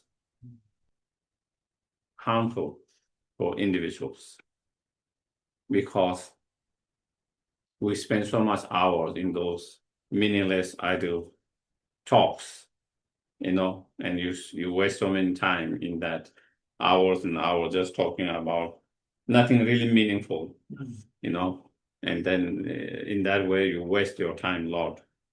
And also a lot of those meaningless speech are something that give rise to a lot of delusions. Sometimes it gives rise to, we talk about, did you hear, that person invested that and he made that much in money and this and that. Then we might get envy or jealousies, or competitiveness, or we talk about something that give rise to attachments, I wish I can do that, and I want to do that, and there's grasping and wanting to the attachment. Or sometimes some speech we talk about something and then, did you hear that he said that, or she said that, or he did that, or she did that, and then that upset you, anger arises. So a lot of those speech, could give rise to a lot of afflictive emotions. And in that way, even though speech by itself, by nature, is not as harmful as lying and divisive speech and hurtful, harsh speech, but it has the potential to give rise to many of those afflictive emotions and also waste a lot of our time. So in that way, that's why idle gossip is also why words here is regarded as something that you need to avoid. So when I see sublime teachers or learned master, let me extend my service with respect, So again, is a practice, to be appreciative and gratitude and respectful to, anyone who is our teachers, spiritual teachers, or anyone, even if not our spiritual teachers, personal spiritual teachers, who is learned one, someone who has, those qualities of someone of great teachers, of great meditator and practitioners. It doesn't have to be your personal spiritual teachers to show appreciation, to show gratitude, to show respect, because even though it's not our personal, but they are helping and benefiting so many sentient beings through their wisdom and knowledge, and so that is, and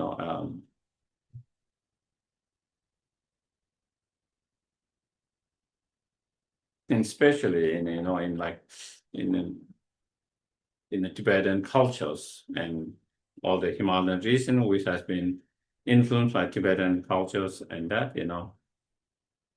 there is a culture of respecting anyone who is senior than you, especially elderly, And that, unfortunately, that is being more lost nowadays in modern world,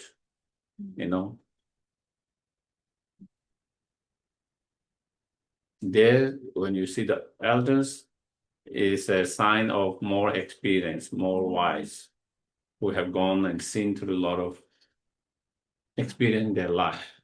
So they know much than ourselves, which were just beginning. So they have more wisdom, they have more experience from whom we can learn, from who we can, and so, and so I think, definitely any teachers, not only spiritual teachers, any teachers from whom we learn any knowledge, and having a respect and sense of appreciation, gratitude, So those are some of the positive qualities and that are beneficial, helpful to yourself, to the society, to others, Those are quality that we need to cultivate as much as possible.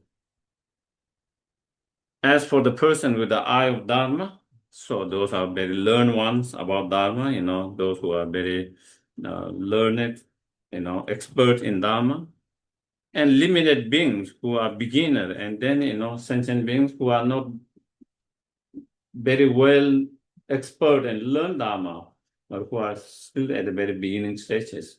Regardless of, there are two different, one who is very expert and very learned, and one who is still at the very beginning stage of both of them, let me explain my discernment them as teachers. We try to see them all as teachers. Not only we can learn from those experts and learned one from Dharma who have studied, contemplated, meditated, and practiced, from whom we can learn a lot. But also at the very beginning, you can learn a lot from if you keep open mind. As they're saying, there is a Tibetan saying that, the knowledge is in the mouth of the child. So if your mind is open, you can learn even from your child. Normally we think I'm the parent, I'm giving them the educations, teaching them. They are the one who is learning from you, as though that we are the one who is giving but if you open your mind, if you watch with the openness, if you observe with that, there are so many we can learn from them too. The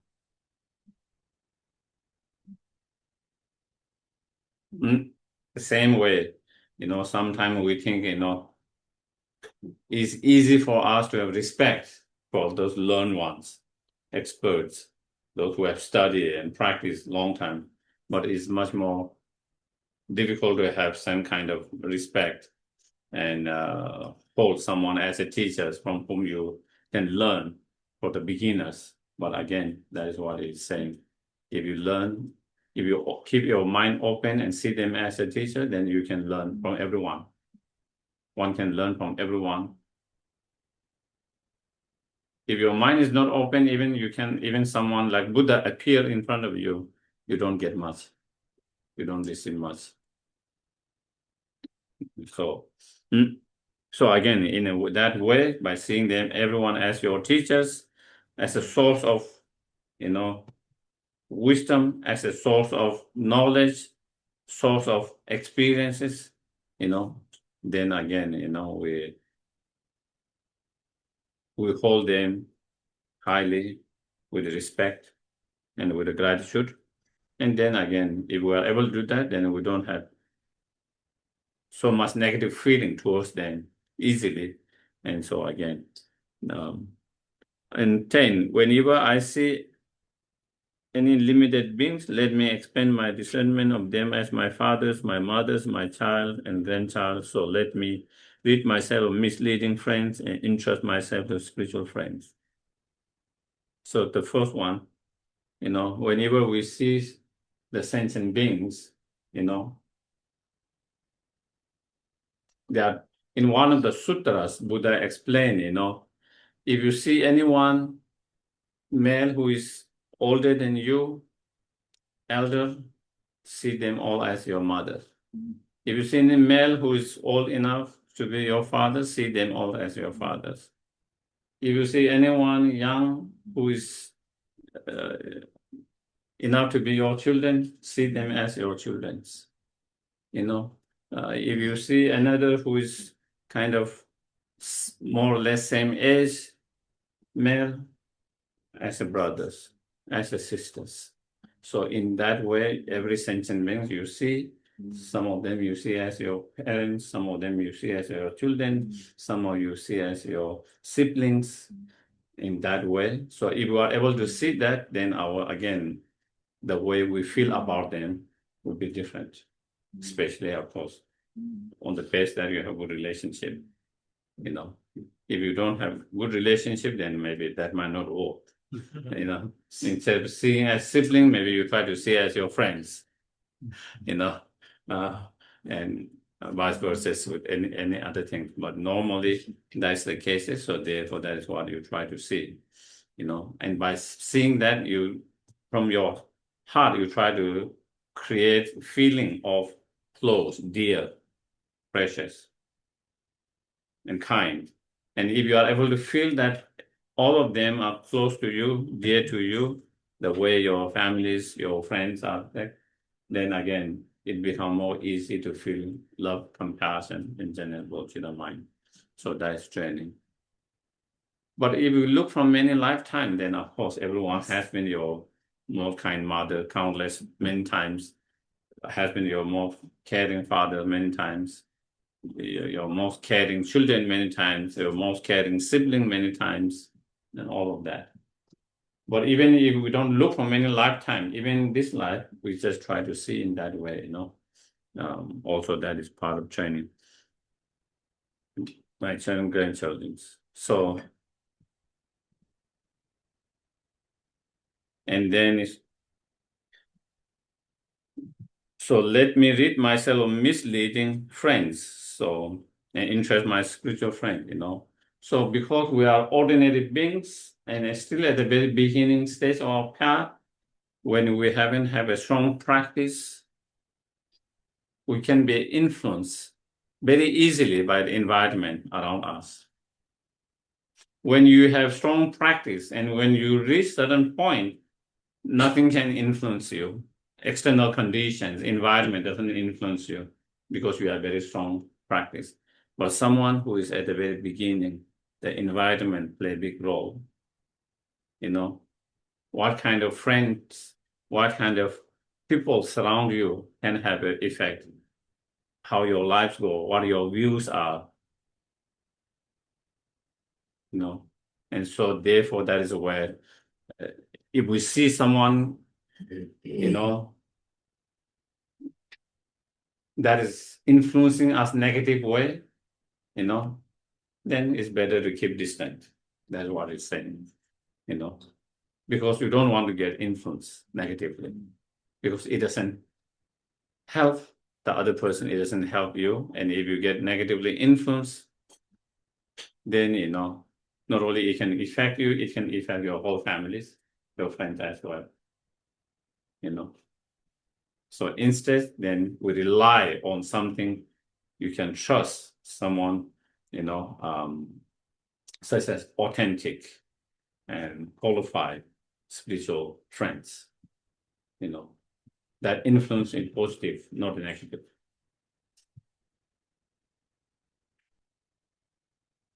Of course, when you have reached certain points, then there's no such discriminations. You can rely on everyone.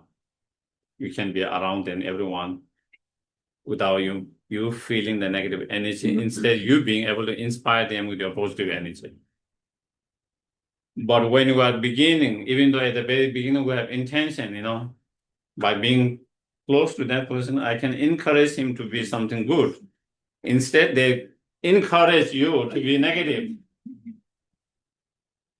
And you are not even aware of that. You know, there are many, even I've seen some friends who had that experience, you know, who disrobe, thinking that they might be able to help and encourage and be positive their partners because they were having some issues and difficulties. But at the end, they couldn't help. But you lost, you gave up your ropes, and you regret now. But, you know, instead of being able to help the other person, you know, so again, you know, because you don't have the skill, you don't have the, even you have the intention, you don't have the right skill, right wisdom, you don't have strong practice, you know. So it's like everyone, your friends are drinking and you don't drink and you think, oh, I can inspire them to not to drink, you know. And after some time you yourself becoming drinking because you don't have that strong practice to resist that. After some time you might be able to resist 1 time, 2 times, 3 times, and then with the time, then, you know, you get influenced by negatives. It's hard to influence positive. It's easy to influence negative, you know, and so therefore that is why relying on correct people around you is important at the very beginning stage of your path. Very beginning stage of your path, it becomes important. What kind of friends, what kind of surrounding, what kind of people around you can be make a huge difference.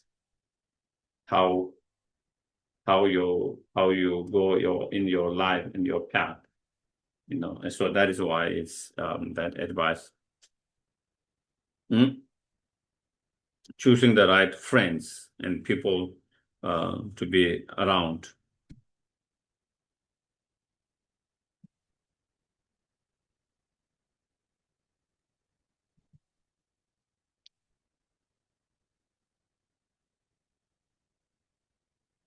Where did that one like?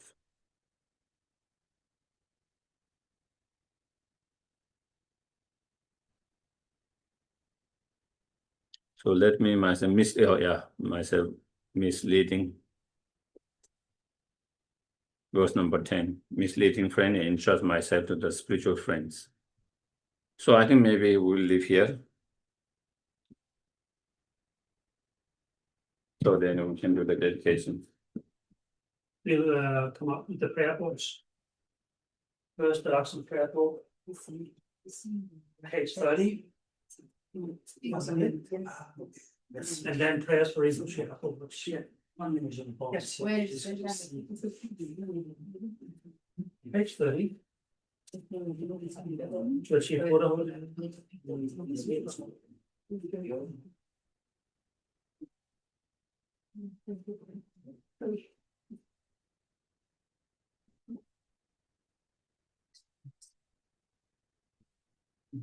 Page numbers again? 30. 30.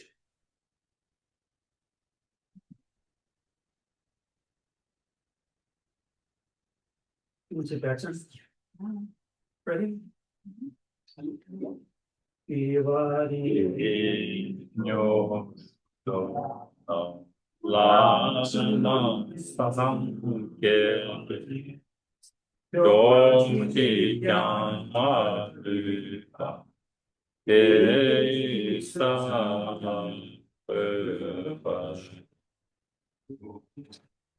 Yang Yosef Shorin Moshe Magera Geshe Kera Yamba Nepal Ole Kondo Doni Dava Goshe Magera Geshe Kera Yamba Nepal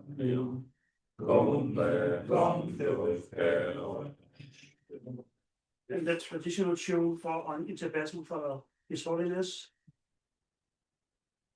Family for the long life, page 34, top.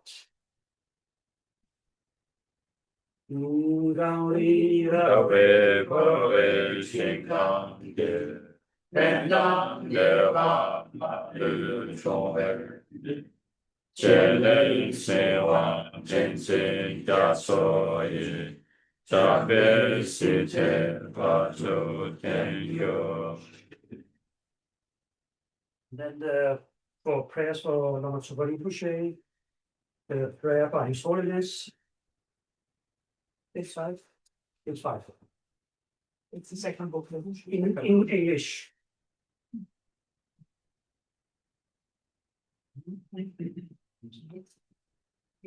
A prayer for the swift return of Lama Tsubari by His Holiness, the 14th Dalai Lama, Tenzin Gyatso.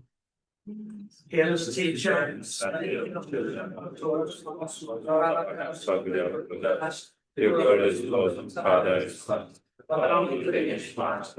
All the objects of refuge should be advanced. You bestow the virtue of this accomplishing this great now. All the expecting knowledge of righteousness complete thesis. Great magnificent questions. You will have more patience and never discourage. You can compare all the crucial to you and next to guidance. While I think of what to feel for the day or before one teaching. So the way to bring all benefits and techniques in life. And for other living beings, suddenly departure to peace, for accurate loss. And nevertheless, the last giving truth of blessing the whole field of spiritual. And great ways of which she felt to energy for everyone. And it might not be of conscience to the glory. Thank you very much, everyone. Thank you. Thank you. And then thank you to everyone online as well. Gloria, Lee, Brenda, Bernard Lausanne, Judah, those in Sweden, Stockholm, Yashin Local, thank you. Jenny, Daniel, Lily, Lou. Thank you. Thank you, thank you. And just someone recently asked me, do we need still why we do the Lama Soba Rinpoche's swift return as a reincarnation been founded? I think definitely His Holiness, I mentioned he was born in Nepal, but I think more than that, they haven't actually really found. And there was someone, I think, has asked one of the High Lama whether we should continue to do it, because if he has been already reincarnated, and then I think the advice was given until he was officially recognized, then it would be good to do. So I think that's why we are still continuing to do. Just to get better. Okay. Thank you very much. Thank you. Good night. Thank you. People at Zoom also say thank you. Thank you. Thank you. Thank you.